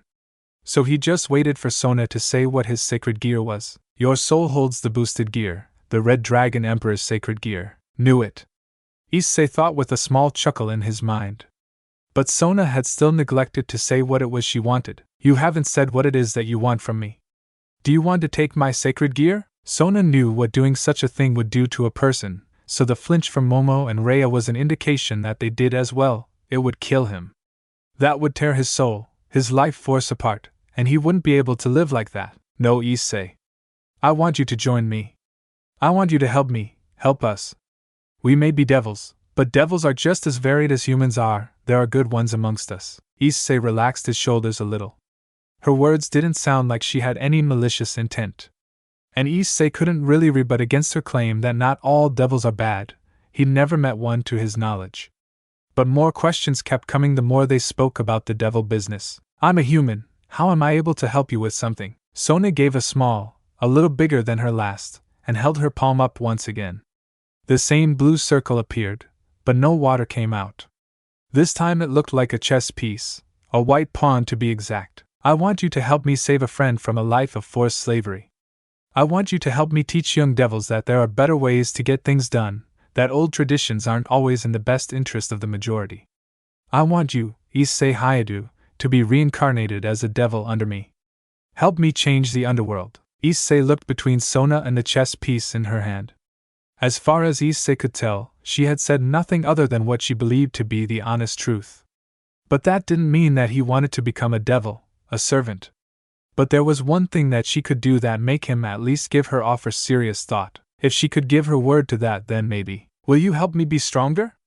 Strong enough to protect my friends and family when they need it? You said people will eventually come for me, and if they can't get to me, they'll go for those I care about. Sona lifted herself off of the desk she was still seated on, and took the few steps until she was directly in front of Issei. She slowly and gently grabbed Issei's right hand and placed the pawn piece in his. Issei noticed how soft her hand were. They carried no ill intent. Sona closed his hand around the evil piece, and her hand lingered on top of his for a moment. Yes, I will. Take this, think about my offer. I am not trying to force you into making a rash decision. Each member of my peerage was in a similar spot you are right now, and they all took time to think it over. Go home and rest, and if you have other questions, I'll answer them. Issei tightened his grip on the pawn slightly. It felt like running water, but warm in a way. Strange. Issei nodded his head. Yes, Kaicho. Issei turned around to head out of the office, to head home, and think over her offer. Issei reached for the handle of the door, but was stopped by the voice of Momo. I see, she said quietly. Issei turned his head with a fake smile. It's all right, Ms. Hanakai. You don't need to pretend anymore. Maybe we can be real friends someday. Issei turned his head back around, opened the door, and made his way back home. After Issei left the school grounds, he had started walking towards his home, thinking about everything that had happened during his conversation with Sona. What do I do? This wasn't exactly the sort of problems I had imagined having the first week of school. Issei thought to himself, hands held behind his head while walking around the corner that led to his house. Issei would have imagined him having trouble keeping his old self hidden, possibly being whacked by Keitase and Murayama for slipping up. He wasn't sure that anything could have prepared him for an introduction into supernatural activities. Issei reached into the left pocket of his pants and brought out the white chess piece that Sona had given him, and looked at it curiously. And what's with this chess piece? It feels like there's water moving inside of it, but it's completely solid. Issei stared at the white pawn piece in his hand, feeling the sensation of gently moving water course through it. The piece looked like it was from a very expensive set, bright white with onyx black accents. It somehow reminded Issei of Sona, not because she was the one who gave it to him. Issei figured it was the feeling of moving water, and Sona's display of water magic back at school. Issei opened the door to his house and stepped inside, taking his shoes off in the entryway. Mom, I'm home.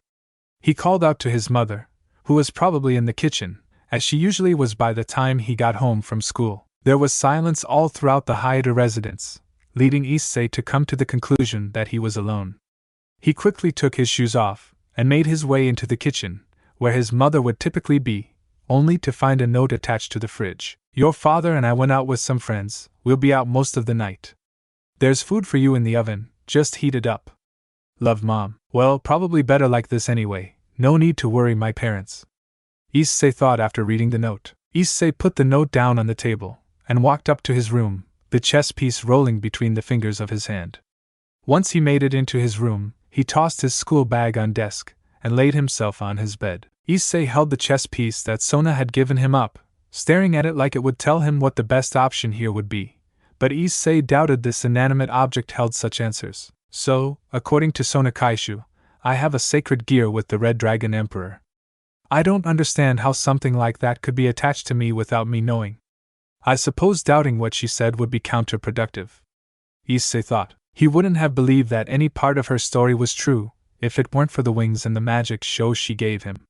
So that left Issei with figuring out what to do next, because according to the violet-eyed girl, he would eventually be targeted because of the power this red dragon had. If that's true, then I need to get stronger, to keep myself and others safe. But is joining her, and becoming a devil the best way? The story she told me said that there was an uneasy ceasefire between those three factions, so by joining the devils, that makes the angels and fallen angels enemies. I'd think remaining a neutral party in this stalemate would be better, but who knows if that's even possible. Ugh, this is exhausting. Issei laid his hand with the chess piece down onto his chest.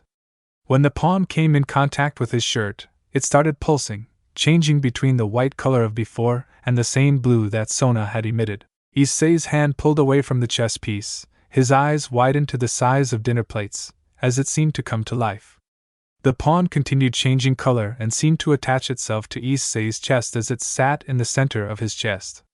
Issei would have removed the chess piece off of him, if it weren't for the sense of peace that it gave off. If he were to describe the feeling this seemingly simple pawn piece gave him, it would be that this pawn wanted Issei to accept it into himself. It wanted to help him achieve his goals, his ambitions, his desires, harem included.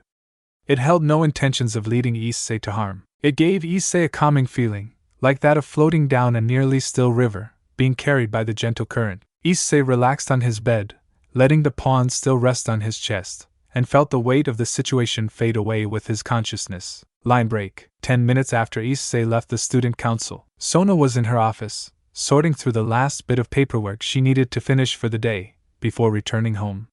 Her queen Tsubaki was still at her side, helping file the papers. The Sitri heiress was absent-mindedly signing the last of the papers as she thought of the result of her conversation with Issei Hayate. The majority of our talk went exactly as planned. But where did it go wrong? Everything I know about Issei Hayate had led me to believe that he would accept almost immediately.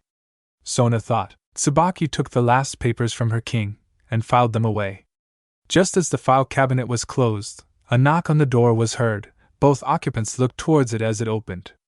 Momo and Rhea were revealed entering the student council office. Rhea had her usual smile, but the usually bubbly Momo was more reserved, her face set into a neutral expression as if deep in thought. Kaicho, we've finished distributing the new club member forms, Rhea said to her master. Her face turned to her fellow bishop and friend, her smile faltering a small amount for a brief moment before returning, and speaking to Sona once again. Is there anything else you need from us? Sona's eyes went from Momo to Rhea, then back to Momo. Being that they had spent the most time with Issei, perhaps they could give some insight about the meeting earlier. Momo, I would like to speak to you for a moment. Sona placed her elbows on the table, lacing her fingers as she rested her chin against them, before turning to Momo. Momo, how do you feel the conversation with Issei Hayate went? Momo set her glacial blue eyes on Sona's violet, her expression not changing. She had been thinking of this very topic as they finished their duties. She stepped forward a bit and addressed the vice president. Overall, I think it went well. Issei took the reveal well, and was able to keep himself composed for the most part. However, near the end I believe that my interaction with him only hurt the possibility of him accepting. Sona had expected the two bishops to have some idea of where the meeting went astray, but that was not where Sona thought the problem was. Underneath Momo's bubbly and carefree appearance was a girl with an intuition as sharp as any Sona had ever seen, so her and Rhea's input was valuable to bring the situation back into Sona's favor. How so? Sona asked her bishop. Momo started to fidget with her hands, biting her bottom lip before steeling herself, giving her response. When we were going through the file on him once we were told he would be in our class, it gave us a look at some of his personality, but not enough of it. Sona had only had a brief conversation with Issei before their meeting today, but she would have to agree, Issei was more than what the files given to her stated. But she still didn't quite understand what her bishop meant, so Sona waited for her to continue. Issei said during the meeting that his two best friends weren't accepted into Ko. What he told Rhea and I in class was that they were his only friends aside from the two he made in the Kendo club. Sona rose an eyebrow at this, and began to put the pieces together. If Issei didn't have many friends, then he might hold that friendship in the same regard as family. It wouldn't be too much of a stretch to conclude that Issei may even value friends more than family, as his friends would accept his perverted nature, whereas his family may not. I've met people like him before. He'd do anything for his friends. All he would want in return is honesty. We haven't known him very long, but that much is abundantly clear to me. Momo took a deep breath. The end of the meeting had stung when Issei called her Hanakai, and not Momo as he had since they met. She couldn't explain why she felt such an attachment to the boy. They had only known each other for 2 days. But she felt it nonetheless, so after Issei left the student council, she was stuck in her thoughts of how to fix it. She wanted Issei to know that she actually did want to be his friend. When he was told that we didn't approach him from interest in getting to know him, rather that we were instructed to, he must have felt like we were just using him. And with his open personality, I think that must be like losing a family member to him. Now that Sona had gotten the explanation from Momo, she knew where she went wrong. If Sona had clarified that anything past the initial interaction was of Momo and Rhea's own desire to be around him, perhaps the conversation would have ended better, possibly even accepting her proposal to join her peerage right away. But hindsight is always 20/20. Now they just needed to adjust on how to approach Issei. Sona thought that if they explained that fact, it may benefit their cause, but before Sona could say anything about the subject, Rhea spoke up. Taicho.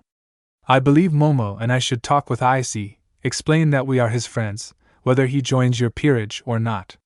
At the very least, We would be an acquaintance of the Red Dragon Emperor. At best it could lead him to accept the reincarnation. Sona fixed her glasses, pushing them back into place on her nose, and ran through the possible outcomes in her mind. Just as Rhea had stated, there weren't many downsides to having that talk with Issei, but Sona's plan required him to in her peerage. She thought the best option at this point was to gauge the reaction after they speak with him. I agree, speak with him before SCH. Sona was cut off by a pulling feeling and a magic circle on her hand appearing. Sona knew what was causing this. It was the same feeling when something was happening to one of the evil pieces. There were only 3 that were not in the student council room, one of which was with the very person that they were discussing. Sona lifted her right hand where the light was coming from, a magic circle appearing from her palm. Sona summoned some water shaped into a mirror, and used a spell that allowed her to view what was causing the reaction from one of her pieces. The water shimmered and a bedroom came into view, which only Sona could see. The image started to come more into focus, revealing a boy's bedroom, if the posters of scantily clad women on the wall were any indication. Sona saw a bed with a blurry figure coming into view. There were 2 odd lights coming from this room. One was the same color as her magic circle, an azure blue, the other was a vibrant emerald just beside it. The 2 colored lights were pulsing in an alternate timing. When the image was fully focused, Sona could see Issei lying on his bed asleep. The blue light was coming from the pawn piece, pulsing from the white color as was normal for unused evil pieces, to the color of her magic circle. The emerald green light was what confused and concerned Sona. It was coming off of Issei's left hand. The center of the backside of his palm had a circle on it with runes that even Sona couldn't recognize. Sona looked from the 2 lights and settled on Issei's face. He was sleeping in absolute peace. He didn't seem to mind the bright lights that were coming off of him. His face was set into a small smile as he slept. Sona would never admit it to anyone, but Issei had piqued her interest.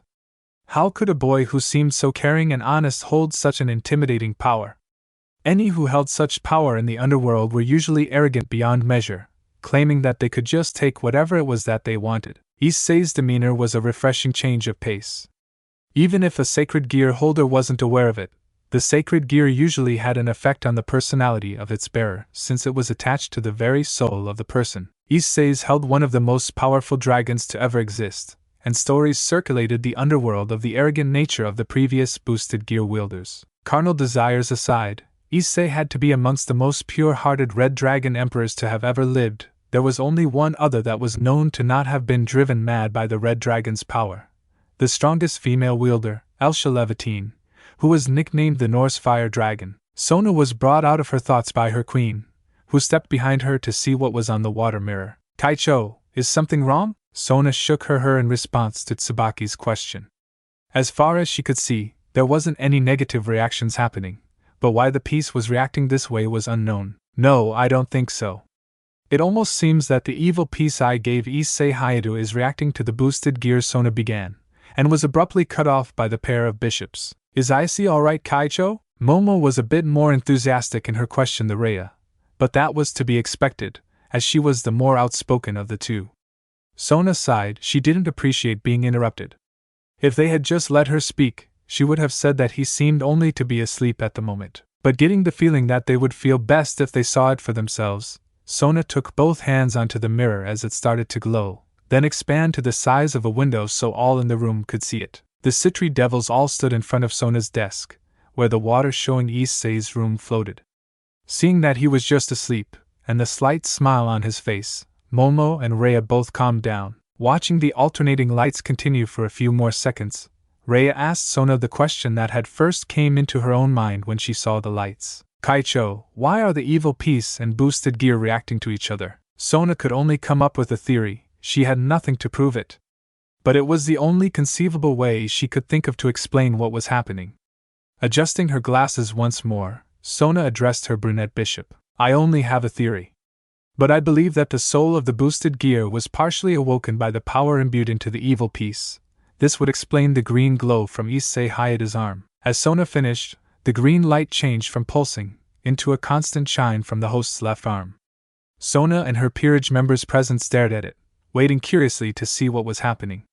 The green light shined brighter, blocking Issei from view for a few seconds before settling down. Sona's eyes widened as she gazed back to where the light had come from, while the rest looked slightly confused by the change. There was now a green gem embedded into the back of Issei's palm, where the glow was coming from. And Issei's eyes were open, but in place of the usual light brown, they were the same emerald as the gem. Issei's eyes the green. Momo whispered, commenting on the change of her friend. Through the viewing portal, Issei started to stir, before a voice came from his lips that wasn't his own. I don't think Issei would appreciate being spied on. It was a mature feminine voice. It was laced with power that would have sent shivers down their spines if they were in the same room. The voice wasn't cold, more a matter-of-fact tone. This feminine voice confused Sona greatly. All books and stories had said that the red heavenly dragon was male, so why was this feminine voice coming from Issei? Issei's body lifted so he was sitting up in his bed, the evil piece still attached to his chest. His face turned to look directly at Sona. The devils of the student council all froze as Issei's face turned into a sly smile. A Sitri devil? I haven't met one of you in many, many years. The feminine voice came through the portal. It sounded more surprised than anything else. But how did whoever this was know of Sona's family? Sona cleared her throat to speak to whoever was controlling Issei's body. She didn't want to show any weakness to whoever this was, as they were clearly above her in strength, and angering a superior opponent was never advised. Yes, I am Sona Sitri. I am curious, who are you, why do you know my family, and why are you controlling Issei Hayadu? Sona asked all of the pressing questions immediately. The woman controlling Issei held his hand over his mouth as a feminine chuckle came out of his mouth, which was a strange sight. This gesture looked weird coming from Issei's body. Once the woman had calmed herself down, she smiled through the portal towards Sona, not paying any attention to the others in the room. The only thing you need to know is that I mean Issei no harm. We were merely talking before you rudely interrupted. Issei may tell you the rest if he wants to. For now, though, I believe he and I should finish our discussion. Bye. The voice ended in a sing-song voice while waving. As she waved, the portal began to become unstable, and quickly lost its form, before the water splashed on the floor. Sona and her peerage all stepped back from the water splashing onto the floor. Sona stared at where the water was laying on the floor. She had never come across anyone with the ability to negate a communication spell before, and that had her on edge. The only saving grace was that whoever this was didn't seem to hold any harmful intentions towards herself, her peerage, or Issei. Kaicho, who do you think that was? Sona's Queen Tsubaki asked. I don't know, but I think my sister might know how to find out. Line break. Right after Issei fell asleep. After Issei fell asleep on his bed, his eyes shot open, only to find himself in a large open field. The field was filled with rows of trees, flowers, fruits, and vegetables. He was standing under what was probably the largest tree Issei had ever seen in his life. It was probably over 200 feet tall, and 12 feet in diameter, branches sprouting out giving shade with its lush greenery. Issei took in the sight of this beautiful place, breathing in the air, which didn't carry any of the pollution that the modern world had. Issei sat himself against the tree, and stared at the rows of flowers, some of which didn't look like they grew anywhere near Japan. The wind blew past Issei, rustling his hair along with the plants of this expansive Eden-like garden. Issei remembered falling asleep, so he figured that this was a dream, and why not just enjoy this peaceful place? Issei was starting to wonder just why his mind had come up with this place. Some of these plants didn't look like anything he'd ever seen before. As Issei was pondering his surroundings, the sound of a stick breaking on the ground took him his thoughts.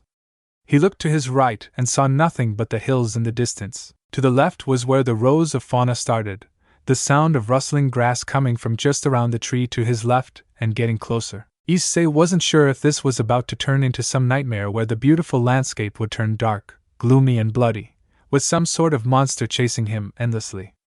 But whatever it was, he let it continue to come closer, seeing as this was his dream. A gust of wind blew from behind, and the sight of golden blonde hair swaying in the wind came into view from the side of the tree, just out of Issei's field of vision. Issei's eyes widened as he saw the long blonde hair flowing, hoping that this dream wouldn't choose the moment he saw whoever it was attached to turn this pleasant dream into a nightmare. The blonde-haired figure came around the tree and spoke to Issei as he took in her appearance. It was a woman, around Issei's height at 5 feet 7 inches. Her long blonde hair reached down to the top of her thighs. Her bangs were braided to the right side, to keep the hair out of her face. Her eyes were a mismatched set, her left being a sky blue, and her right a vibrant emerald green. Her skin was lighter than his own, and not a blemish on it. The sight of her made Issei think she was of European descent. This woman had a figure that was clearly built from training, but hadn't lost its beauty. She was wearing a long white dress that was tight around her curves, and reached to her ankles, leaving her bare feet to be seen on the green grass. The dress had small straps on her shoulders, and was fairly low cut, giving Issei a look at the top of her D-cup breasts. Her arms were slender, no extra fat. Her legs were long and toned. A dream where a beautiful girl is wearing normal clothes, that's a change. Issei thought as he gazed at the blonde beauty. As the woman looked onto Issei, she smiled, before speaking the first words between the two of them. I have to say, Issei, I'm surprised I'm the first one to speak with you. I'm glad that we can finally meet each other. Issei tilted his head to the side, slightly confused at what she said. The first? What did she mean by that, he wondered. But he could ask about it after he greeted the beauty in front of him. Issei stood from his spot and took a step towards her to shake her hand. As he stuck his hand out, he introduced himself. Hello, I'm Issei Hayadu, but you already seem to know that. Heh.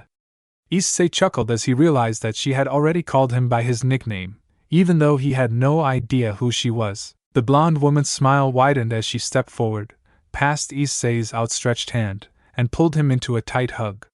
Her grip around his neck was close to bone-shattering. Issei thought that she was either really excited to see him, or hiding a desire to snap his neck, hopefully the former. You miss? The blonde kept her grip tight, her left hand on the back on Issei's. After a good 10 seconds she finally let go. She stepped back, the wide smile not leaving her face. I'm sorry, Issei, after all these years, I'm just happy we're finally face to face, she said sweetly. Her voice was like that of a woman in her early 20s. It was soft, and held an excited tone. She placed her right hand over her chest as she introduced herself. My name is Elsha Levatine, your predecessor, and welcome to my home. Issei was confused. He'd never heard that name before. Normally his dreams were of girls he'd met before and fantasized about. This was out of the ordinary, but not unwelcome. But then another part of what she said brought a question into his mind. What did she mean, my predecessor? Issei thought. Elsha giggled with her hand over her mouth and eyes closed. Her right hand extended and gently took hold of Issei's left. Issei noticed how soft yet sturdy her hands were, before a green flash emitted from the hand she held. What the dash? Issei yelled out, startled by the sudden flash of light. He covered his eyes with his right hand. Once the light died down, the surprise didn't fade away, as now there was a red metal gauntlet covering his left hand up to his elbow. It was a crimson red. The metal plates looked like dragon scales, with yellow horn-like protrusions coming from the sides near his wrist. It was fingerless on the top, allowing him to use his fingers, and had an emerald green gem on the center. Issei stared at it in awe, as Elsha just looked at Issei's reaction. Once Issei finished staring at the gauntlet in curious awe, he realized that Elsha was still holding onto his hand, and he still didn't understand what was going on. This wasn't like any dream he'd had before, and this gauntlet seemed awfully close to what Sona had talked about. This gauntlet is the boosted gear, the Red Dragon Emperor's gauntlet. I was one of the previous wielders of Draig. When one of the wielders die, a part of you is kept inside of it, which is where we are now, inside the part of your soul where the boosted gear resides. Elsha explained. She tightened her grip on Issei's left hand, making the gauntlet disappear, now holding onto Issei's bare hand once again. Issei held her hand tighter, enjoying the sense of calming it gave him. Physical contact wasn't something that Issei was particularly used to from a girl, not even his mother after his downfall into perversity in middle school. Momo had been the only girl to actually seek physical contact with him since his first year. This was a welcome change. Elsha saw Issei staring at their connected hands. She didn't really mind, but their meeting had a purpose. She released her grip from his, bringing Issei's attention back up to her. Then the gears started turning in his mind of what she had said about their current location. So, I really do have that sacred gear, not that Sona Kaishi gave me a reason to doubt her. But Elsha, how are we inside my soul? Issei asked, not quite understanding how that was possible. Magic and things of that nature were brand new to him, so it wasn't hard to see why he was confused by this. When that chest piece you were given made contact with your chest, enough of its power radiated off of it for me to grab hold and bring you here. It's sort of like a dream, only much more vivid. Elsha's smile became smaller as she moved on to why she brought Issei here to talk with her. Her blue and green eyes bore into Issei's light brown. Issei, I've been watching you for most of your life, waiting for when we could finally talk. The meeting you had with the student council earlier, what the violet-eyed one said is true. People will come looking for you eventually. You were correct in worrying about being strong. People will come for your family, friends, anyone they think that will allow them to use you as they see fit. Issei's eyes widened as he listened to Elsha. A normal person might just play this encounter off as a strange dream, but Issei wasn't really willing to take that chance, especially if any part of it could be true, and if the existence of devils is anything to go by. There's too much he didn't know about the world to leave the safety of his loved ones to fate. As Issei was about to ask Elsha what she thought he should do, her gaze lifted into the sky and narrowed slightly, before turning into a sly smirk. Issei opened his mouth to speak, but Elsha stopped him with a finger on his lips. Wait one moment, Issei. Someone is spying into your room. I'll handle this really quick, she said, her gaze still turned towards the sky. Elsha closed her eyes, and a gust blew past them that sent Elsha's hair flowing behind her. Then a red glow covered her body as she turned transparent before disappearing. Where did she go? Issei said. The bright blue sky turned into an evening shade of orange, and the wind kept a constant blow now. Issei looked around the field of trees and flowers, thinking back to what she said. Who would spy into my room? There's nothing in there that would be important to anyone. Elsha's disappearance gave Issei a moment to reflect more on the events of the day, as odd as they had been. Issei took his spot back under the giant tree, enjoying the constant breeze. I wonder if I joined Sona Kaishu, if Momo, Rhea and I could really be friends. I can't really blame them, they were only following orders. I should talk to them tomorrow, let them know I don't hold it against them, maybe try and start fresh. Matsuda and Motohama would be fuming with jealousy if they saw all the good-looking girls I've come across at Ko, and it's only been 2 days. Issei shifted down so that his head was at the base of the tree, staring up into the evening sky shining through the leaves of the tree. This weekend he should see what his 2 buddies were up to. They hadn't hung out in almost a month, and they only had about an hour together before the other 2 had to go study. I wonder what it would be like if they had gotten into Ko. Maybe Keitase and Murayama would warm up to them too on second thought. Probably not. Motohama would get beaten down if he tried to size them up. Issei chuckled at the thought of his 2 new friends beating on his 2 old friends. That meeting probably wouldn't be pleasant for the 2 perverts. Then Issei had another thought about his new friends. Keitase and Murayama have been really helpful these last few months. I wonder if they'd have any advice on what I should do. I'm not sure if I should mention the whole devil thing, though probably not. But I trust their opinions as much as my mom's. I'm sure they'd have some good input. As that last thought passed through Issei's mind, the wind picked up again. Falling leaves from the tree started to spin around each other, forming a close-knit cyclone. The wind didn't seem to affect anything past that point. Once the wind died down, Elsha was revealed where the leaves were spinning around each other, the sly smirk still on her face. You're back, Issei said, getting up from his position. Elsha peered over to Issei, her smirk turning back into that wide smile as she nodded. Yes, Issei, sorry about that, but I believe I can help you with your devil conundrum, Elsha said. Issei was a bit taken back by that. What did she do when she left? And who was it that was spying in his room? You can, how? Did you find out who was spying into my room? Issei said if she had some input, he would be sure to take it to heart. Elsha put a finger on her chin as she thought of how to word her response. She wanted to hit all points that had worried him since that meeting. If they had been able to talk to each other earlier, she could have helped him through it. Well, let's talk about what happened today, your meeting with the devils. Issei nodded in response, waiting for what she would say next. Issei wanted help. He wanted to find the best way to keep his family safe, no matter what would happen to him. He felt confident that she had at least some idea of how to help. Sona is from a family I met while I was alive. They have always been an honest type, never using tricks to gain reputation or members. Elsha said. Her experience with them may not have been very extensive, but the rumors that had been circulating the Sitri family rang true when they honored her decision not to join them as a reincarnated devil. Hearing this gave Issei a breath of relief. He hadn't doubted anything that she said, but was wary about just how far he could trust her. Issei wanted to get her opinion on Issei becoming a devil under Sona. Do you think I should take her offer? Issei inquired. Elsha shook her head at Issei.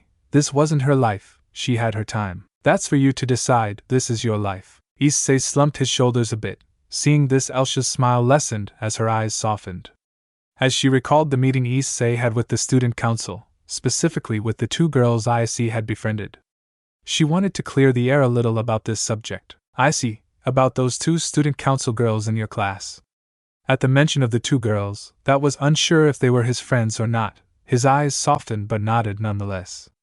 Elsha saw his reaction, and understood it, so she continued, they may have only first talked to you because of Drake, but I'm almost certain that they really wanted to be your friend. You should talk to them tomorrow. Issei perked up when she said this. He wanted to believe that they were really his friends, but the way Sona told him that they talked to him because of what he held was disheartening. Elsha's smile returned, seeing Issei had perked up a bit.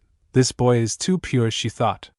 He was the one to speak up this time, with a subject that Elsha was slightly embarrassed she hadn't mentioned yet. Elsha, if you live in my sacred gear, where is Drake?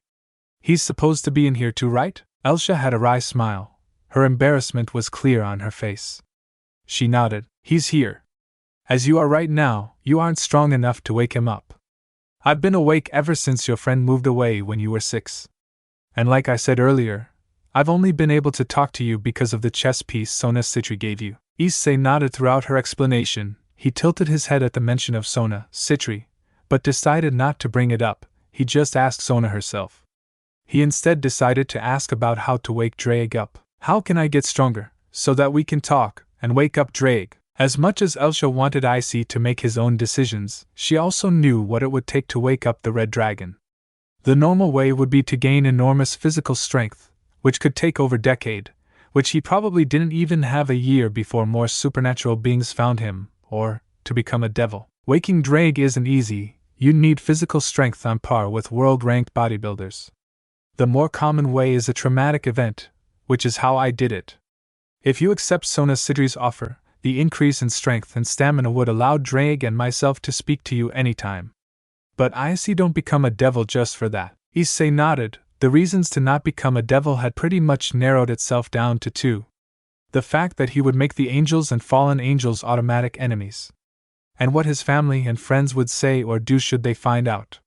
If Elsha thought that Sona and her family were trustworthy, then he could too. Don't worry, I haven't made a final decision yet, but I am leaning more towards accepting. I just want to ask her a few more questions. Very well. I think that is all the time I can keep you here, Issei. I hope we see each other soon. Elsha said with a smile and wave as Issei's vision became blurry. Line break. Issei sat up on his bed, rubbing the sleep out of his eyes. As he lowered his hand, it ran across the chess piece that was still attached to his chest.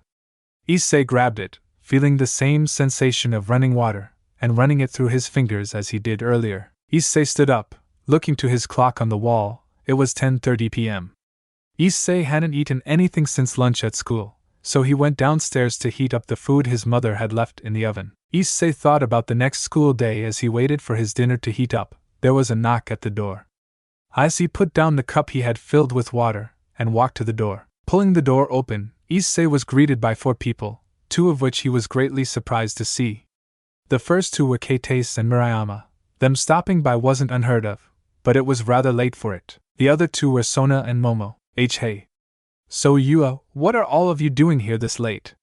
Issei stuttered out. Issei stood at his doorway completely dumbstruck as to who he was seeing. Keitase and Murayama standing in front of his door in the middle of the night, with Sona and Momo just behind them. Keitase and Murayama had a concerned look on their faces. Sona's face held its usual stoic appearance, but her eyes held a curiosity yet to be seen by Issei. Momo, on the other hand, did little to hide what she was feeling at the moment. She was fidgeting with her hands, biting her lower lip, as her eyes kept glancing to Issei before quickly moving away. Issei could guess what the 2 girls of the student council were doing here, Sona because of whatever Elsha had done, and Momo because of the end of the meeting. But just why were Murayama and Keitase here, this late at night? As confused as Issei was at his unexpected guests, he was also kind of glad that Sona as well as Momo had paid him a visit, as he wanted to talk to the both of them. But it was concerning to see Keitase and Murayama here this late. Hey. So what are all of you doing here this late? Issei stuttered out. Murayama and Keitase stepped forward, without saying anything, dragging Issei inside with an arm locked each of his by the shoulder. their worried looks fading into anger as they stomped into Issei's living room and tossing him onto the couch. Issei could only sigh in response. The only time they'd done this before was when they were really pissed at him for something. The last time they dragged him away was when they caught him staring at a busted brunette in town, when they were supposed to be getting supplies for the dinner Issei's mom was going to cook for them. The berating he got that day was legendary. He'd never wish to go through that again, but it appeared something worthy of it once again. Issei looked up to the Kendo duo, their angry faces glancing over Issei's body, as if looking for wounds of some kind. Issei tilted his head to side slightly as he watched them looking over his body closely. He then noticed the two other visitors follow inside, closing the door as they entered. Sona and Momo took their shoes off in the entryway, something the other two hadn't done, and stood on the other side of the coffee table. Issei thought this was as good a time as any to hear what it was that he did this time to anger his two mentors/friends. "What did I do this time?" he asked nervously. Kate was the one to answer, her hands placed on her hips, her reddish-pink eyes beaming with worry and anger. Her anger boiled over in her voice. "What did you do? Are you that dense that you forgot what day it is? We said to let us know if you needed to cancel." Kate screamed out, Murayama nodding in agreement with her pink-haired friend. Issei flinched at the volume of Kate's voice. But then he began to think of what she was talking about, his eyes widening as he realized what she meant. "Tuesday, we're supposed to meet up after school for my training shit." Issei thought he had forgotten about that.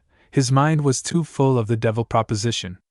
It was an agreement between the three that if any of them had something else they had to do, they'd call or text the others to let them know, and he hadn't done that. Murayama stepped forward to be in line with Kate as she spoke up this time. "You've never not let us know when something came up before, so we got worried that you got yourself into trouble, like you almost did with the chairwoman. We called you, and when you didn't answer, we decided to come see if you were home. Then some weird lights came from your room, and a girl's voice came from your window. We've been knocking on the door forever, I see. Now explain yourself." Murayama's voice held more concern than anger. Her volume was closer to a normal level. Both Momo and Sona's eyes widened at the words of the brown-haired girl, but for different reasons. Momo because she realized that the lights they saw were from the evil piece and Isei's boosted gear, and when the female voice controlled his body. Sona due to the mention of the only female member of the school board venerana Gremory. Just what did Issei do that could have gotten himself in trouble with her? Issei was stuck, thinking of how to answer the two girls in front of him. He'd really like to tell them the truth, as he always had, including the devils and his sacred gear, but with Sona and Momo just a few feet away they might react poorly to that. So just how could he hide certain details for the time being, without it being a lie? He had an answer. It wouldn't really give too many details, but would hopefully give enough to satisfy them for now. "I am sorry. After I met with the student council, I was lost in thought on my walk home. It slipped my mind to call you too, and I fell asleep once I got home, so I'm not really sure what you saw or heard. I only just woke up a bit ago, and went to heat up my food shit." As Issei was giving his explanation, he realized that his dinner was probably a chunk of coal by now. It was only supposed to be in the oven for a minute, and that had long passed. So he ran from his spot on the couch and into the kitchen. When he stepped up to the oven, his worries were confirmed before he even had the chance to open it. The smell of burning food resonated from the appliance in front of him. Issei's head slumped in disappointment, even reheated. His mother's cooking was amazing. Issei turned the oven off, turning the cold water on in the sink to cool off the tray and food so he could throw it away. "Just great, now I need to make something myself. I suck at cooking," Issei thought as he pulled the tray with a black lump of what was supposed to be a delicious meal out of the oven. Placing it in the sink to cool off, Issei heard the quartet of his female classmates enter the kitchen behind him. He heard the fridge open, probably Murayama grabbing a bottle of water. Both her and Kate had been told to think of his house as their own by Issei's parents after the first time they came over. Issei was surprised when he felt two hands, one on each shoulder, pulling him away from the oven as he turned it off. Issei turned around to Murayama, who had apparently donned his mother's apron for some reason. Issei's eyebrow rose, not understanding her intention, but she was quick to elaborate. "Since we're partially responsible for ruining your dinner, I'll make something for us. Yui and I haven't eaten either since we were standing in front of your house and all." Murayama stood there expectantly, thinking Issei would just listen to her, but he just stood there with a confused look. After a few more seconds of their gazes being locked onto each other, Murayama settled for a tactic she knew would work. Issei, get out of here before I tell the other two what you said to the chairwoman. Issei wasted no time in practically sprinting out of the kitchen, nearly knocking over the chair that was closest to him on his way. Murayama giggled at the frantic fleeing Issei. Her and Keitase had learned quickly how to get Issei to do just about anything they wanted. Issei made his way into the living room where the other three girls were. Sona and Momo were on the sofa. Keitase was sitting on the chair to the side. They were talking rather quietly, so Issei didn't make out what was said. Once they noticed his presence in the room, their conversation went silent. Keitase looked at Issei questioningly, her eyes looking around him, searching for her friend. Issei, where's Kaori? She asked. Issei pointed with his thumb towards the kitchen he had just fled from. She's in there. She wanted to make food for us. Since you two haven't eaten yet, I was going to argue that I should since this is my house, but she convinced me to leave her to it. Issei tried his best to keep a positive expression on his face, but Keitase saw right through it. She knew Issei wouldn't just let someone else do that without some form of blackmail. She started to giggle under her breath at how Issei tried to play it off. And by convince, you mean threaten to tell these two about the chairwoman? Issei crossed his arms as he had a slight pout. These two seemed to share the same brain. How else would they come to the same idea? His response was quiet enough so that Keitase could hardly hear it, but Sona and Momo, who had yet to say anything to Issei, heard it loud and clear. Yeah, you two promised to never bring it up again, dirty liars. Issei uncrossed his arms once he noticed the other two girls sitting on his couch, looking at him. Sona Kaishu, Ms. Hanakai, do you two want to eat with us? I can go help to prepare some extra helpings. The more the merrier, right? Sona adjusted her glasses. Momo looked over to Sona, waiting for her reply. Issei couldn't see it, but Momo had a frown on her face from how he referred to her once again. Sona shook her head to Issei. They merely needed to talk to him, specifically to confirm who the female voice was from earlier. They had no intention of staying any longer than necessary, especially with it being a school night. No thank you, we just needed to talk to you about earlier. Is there somewhere we can talk in private? Keitase was glancing between Issei and the student council members, not really understanding the situation. What could be so important that the two of them needed to come see him this late, and talk in private? Sounds suspicious. Issei had his right hand on his chin, thinking of the best spot to talk privately.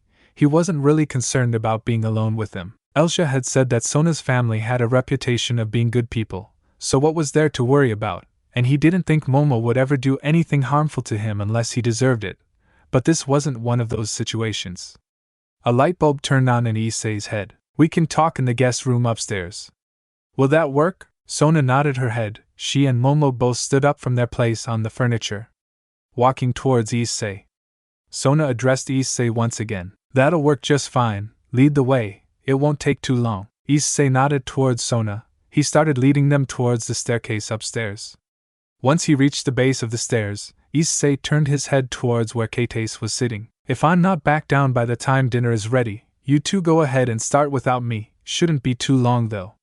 Issei said to her. He thought it a bit rude to hold them up because he was preoccupied. Keitase shook her head. Whenever she ate with people, she refused to start unless everyone was present, and Murayama held the same habit. Probably a result of being so close for the majority of their lives. Nope, you know how Kaori and I feel about eating when someone's missing. Just don't take too long. Okay, Issei? I'll go see if I can help her out. Issei just smiled and nodded, before turning back and leading the way to the guest room upstairs. Line break. Issei was standing in the guest room across from his own bedroom, while Momo sat at the edge of the bed, and Sona stood next to her. Issei closed the door, just to help keep their conversation private. Once that was done, he looked back to the girls. So, Sona Kaishu, what did you want to talk about? Sona took a cloth out of her pocket, then held her glasses in the other hand as she wiped them clean.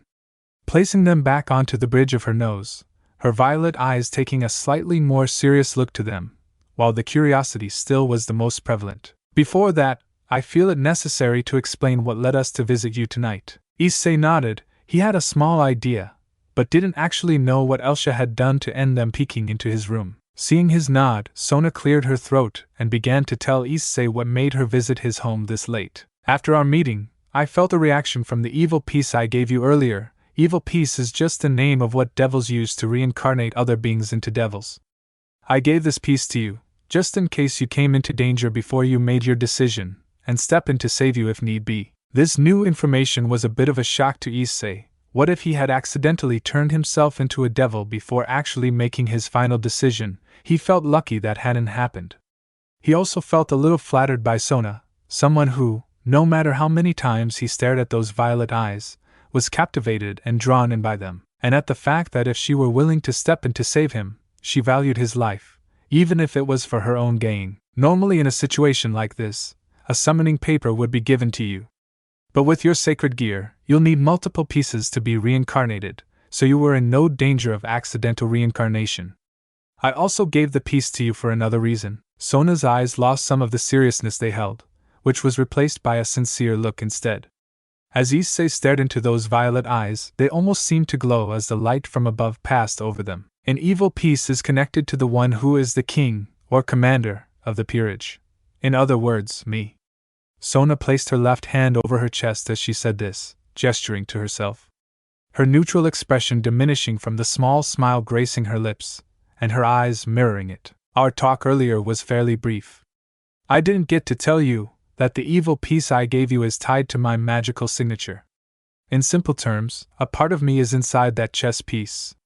Holding it close will give you a sense of what I want, what I desire, as well as a look into my personality, deeper than what is shown at school. There is more to myself than what I can show at school, because of my position in the student council.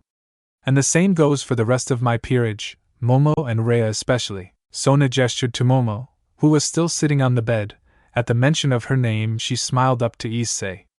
A gesture which he returned, before moving his eyes back to Sona. When I felt the evil piece react, I used my magic to view where the reaction was coming from. It showed your bedroom, with you sleeping. At first anyway.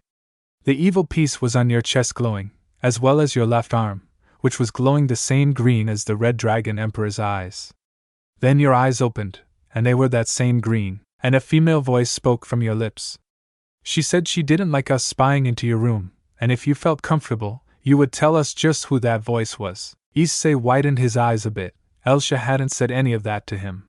He didn't know what kind of reaction Sona and Momo would have from learning it was a past wielder of the boosted gear, and he didn't know what kind of reputation Elsha made for herself.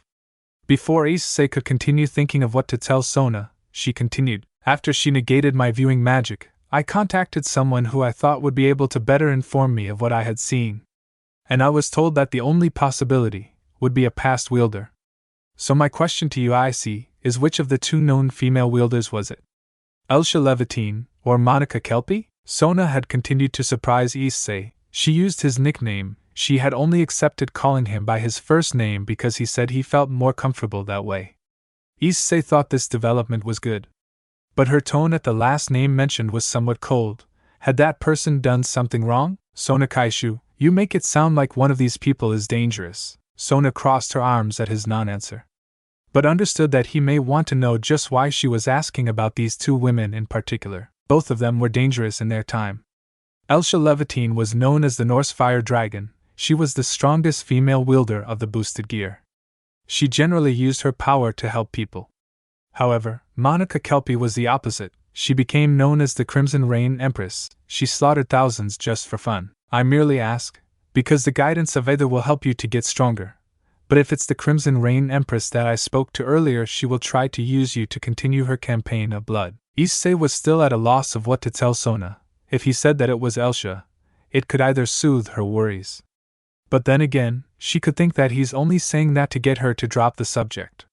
He started to fidget a little with his hands. Issei didn't have the means to prove who it was anyways. He wasn't strong enough. Kaicho, I'm not sure you'd believe me no matter my answer.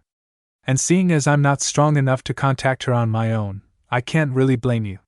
She said she was only able to talk to me because of the power from the pawn you gave me. Sona smiled at Issei, that had given her all of the information she needed. Elsha was talented in many forms of magic, whereas Monica only had talents for destruction and deception, so Monica wouldn't have been able to draw on the power of the evil piece. I see, so it was Elsha Levitine then. That's good to hear, Issei. That's all I wanted. I believe Momo wanted to speak with you as well. I'll see myself out. Momo, don't stay too long, it is a school night. Sona said her piece, not waiting for Issei to respond. Then she made her way downstairs, grabbing her shoes and making her way back to her own home. Line break. Ketes and Murayama were standing shoulder to shoulder in the kitchen getting dinner ready for the two of them along with Issei. Murayama had started making omelets, seeing as it was a light food, and she didn't want to spoil their appetite for the morning. Ketes had taken to toasting some bread to go along with the omelets, as Murayama didn't want any help with anything else. Ketes turned to her friend as she waited for the toaster to finish. Kaori, do you think he'll tell us about them? Murayama paused in her motion, thinking about it for a moment. She thought about the time they had been around Issei. She felt that there wasn't much they didn't know about him at this point, and he knew a lot about them as well. But this wasn't just any sort of information. What Issei was dealing with right now was more life-altering than him coming into Ko with his pervy side running rampant. Yes, they knew about devils. It was the devils that brought them to their current living situation indirectly anyways. They weren't angry about it. They both understood that it was a good opportunity for their parents. Maybe we should be the ones to bring it up. I doubt he will, and I wouldn't blame him. Ketes nodded as they both returned to their respective cooking duties, the two of them thinking of how to bring up the subject. Ketes and Murayama both turned around as they heard footsteps coming down the stairs. They saw Sona putting her shoes on before walking out the front door alone. Momo hadn't followed her. The white-haired one must still be up there, suspicious, Ketes whispered just loud enough for Murayama to hear. Murayama nodded, then saying we should make sure he doesn't do anything to her just to be safe. The food's done anyways. Line break. After Sona closed the door to the guest room, Issei still stood in his spot in the center of the room, Momo still on the edge of the bed.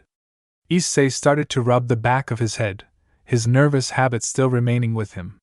It wasn't that he didn't want to talk to her, more so that he just didn't know where to begin. Issei couldn't see the expression on Momo's face. Her head was tilted down, and her hair covered his view. Momo slowly tilted her head up, and stood up from her spot at the same time. Issei had only seen a neutral expression on her face tonight, which was odd. He'd never seen her like that before. But that wasn't what Issei saw on her face now. When Momo lifted her face, she appeared to be fighting back tears, but they were threatening to burst out. Issei was just about to ask what he had said or done to upset her, but couldn't, as Momo launched herself at him with an unnatural speed. Oof! Momo collided with Issei, sending them both to the ground, with Momo's hands wrapped tightly around his abdomen. She pulled her face into his chest as she squeezed him, a few of the tears slipping through. Issei looked down after landing on the ground with Momo attached to him, and saw the tears streaking down her face. Issei placed one hand on her back, and another on the back of her head, returning the hug she started. He felt her tense up for a brief second from the contact, but almost immediately she relaxed. Issei really wanted to know if it was something he had done that caused her to act like this, and fix whatever it was. He didn't catch his slip of the tongue in calling to her until after the words left his mouth. Momo, did I say or do something to upset you? If I did, I'm sorry. I swear it wasn't on purpose. Issei chastised himself internally for that slip-up. He was pretty sure that she really was his friend, but hadn't confirmed it with her yet. After his words, Momo tensed up again. Issei seemed to only make the problem worse, and he could feel a wet spot on his chest from her escaping tears. So Issei did the only thing he could think of to try to soothe the girl lying on top of him. He tightened his grip around her, trying to hug away the problem. A minute had passed of Momo crying into Issei's chest before she regained some control of herself. She now just lay there, still having her arms tightly wrapped around him. She rubbed her face against his shirt, to wipe away the tears, not wanting to let go and use her hands. She finally spoke quietly, but spoke nonetheless. I'm sorry. Issei had just barely caught the words, and wasn't sure what she was talking about. What did she have to feel sorry for? He couldn't think of any reason for her apology. Sorry for what? He said, his hands still embracing Momo. The white-haired bishop shifted slightly, loosening her grip enough to lift her face to make eye contact with Issei. When she did, it almost sent her into another set of tears, as Issei's face held nothing except concern for her, and whatever was bothering her. But she needed to say this to clear the air between them, and for Rhea since she couldn't be here. Rhea and we hurt you. I should have said we were friends no matter what happens in the meeting, but I didn't. I was so excited at the possibility of you joining us, that I didn't think everything through. We were selfish, and I'm sorry. Momo's voice was still trembling slightly, but she got through it without any tears, thankfully. She hated crying. Momo watched Issei's face for any sort of reaction. She saw his eyes widen, and his face turn from worry to a radiant smile. That set her at ease. Momo was genuinely concerned that he wouldn't forgive her. That had been the last experience she had of this sort, but for some reason, she felt a lot more emotions of it regarding Issei this time. Even if this is only because of the dragon's aura, I don't care. Momo thought to herself. So we're still friends? Issei said, his face smiling. That confirmation was a big deal for him. He hadn't lost half of his friends at school after all. Momo smiled for the first time that night, and decided to answer not with words, but with an action that would put events into motion that she would be hard-pressed to stop. The Sitri bishop removed her hands from around Issei, this time grabbing hold of each side of his face. Momo leaned her face closer to his, closing her eyes before her lips made contact with his. Issei's face started to turn bright red from the sudden occurrence. He hadn't been prepared for his first kiss with a girl.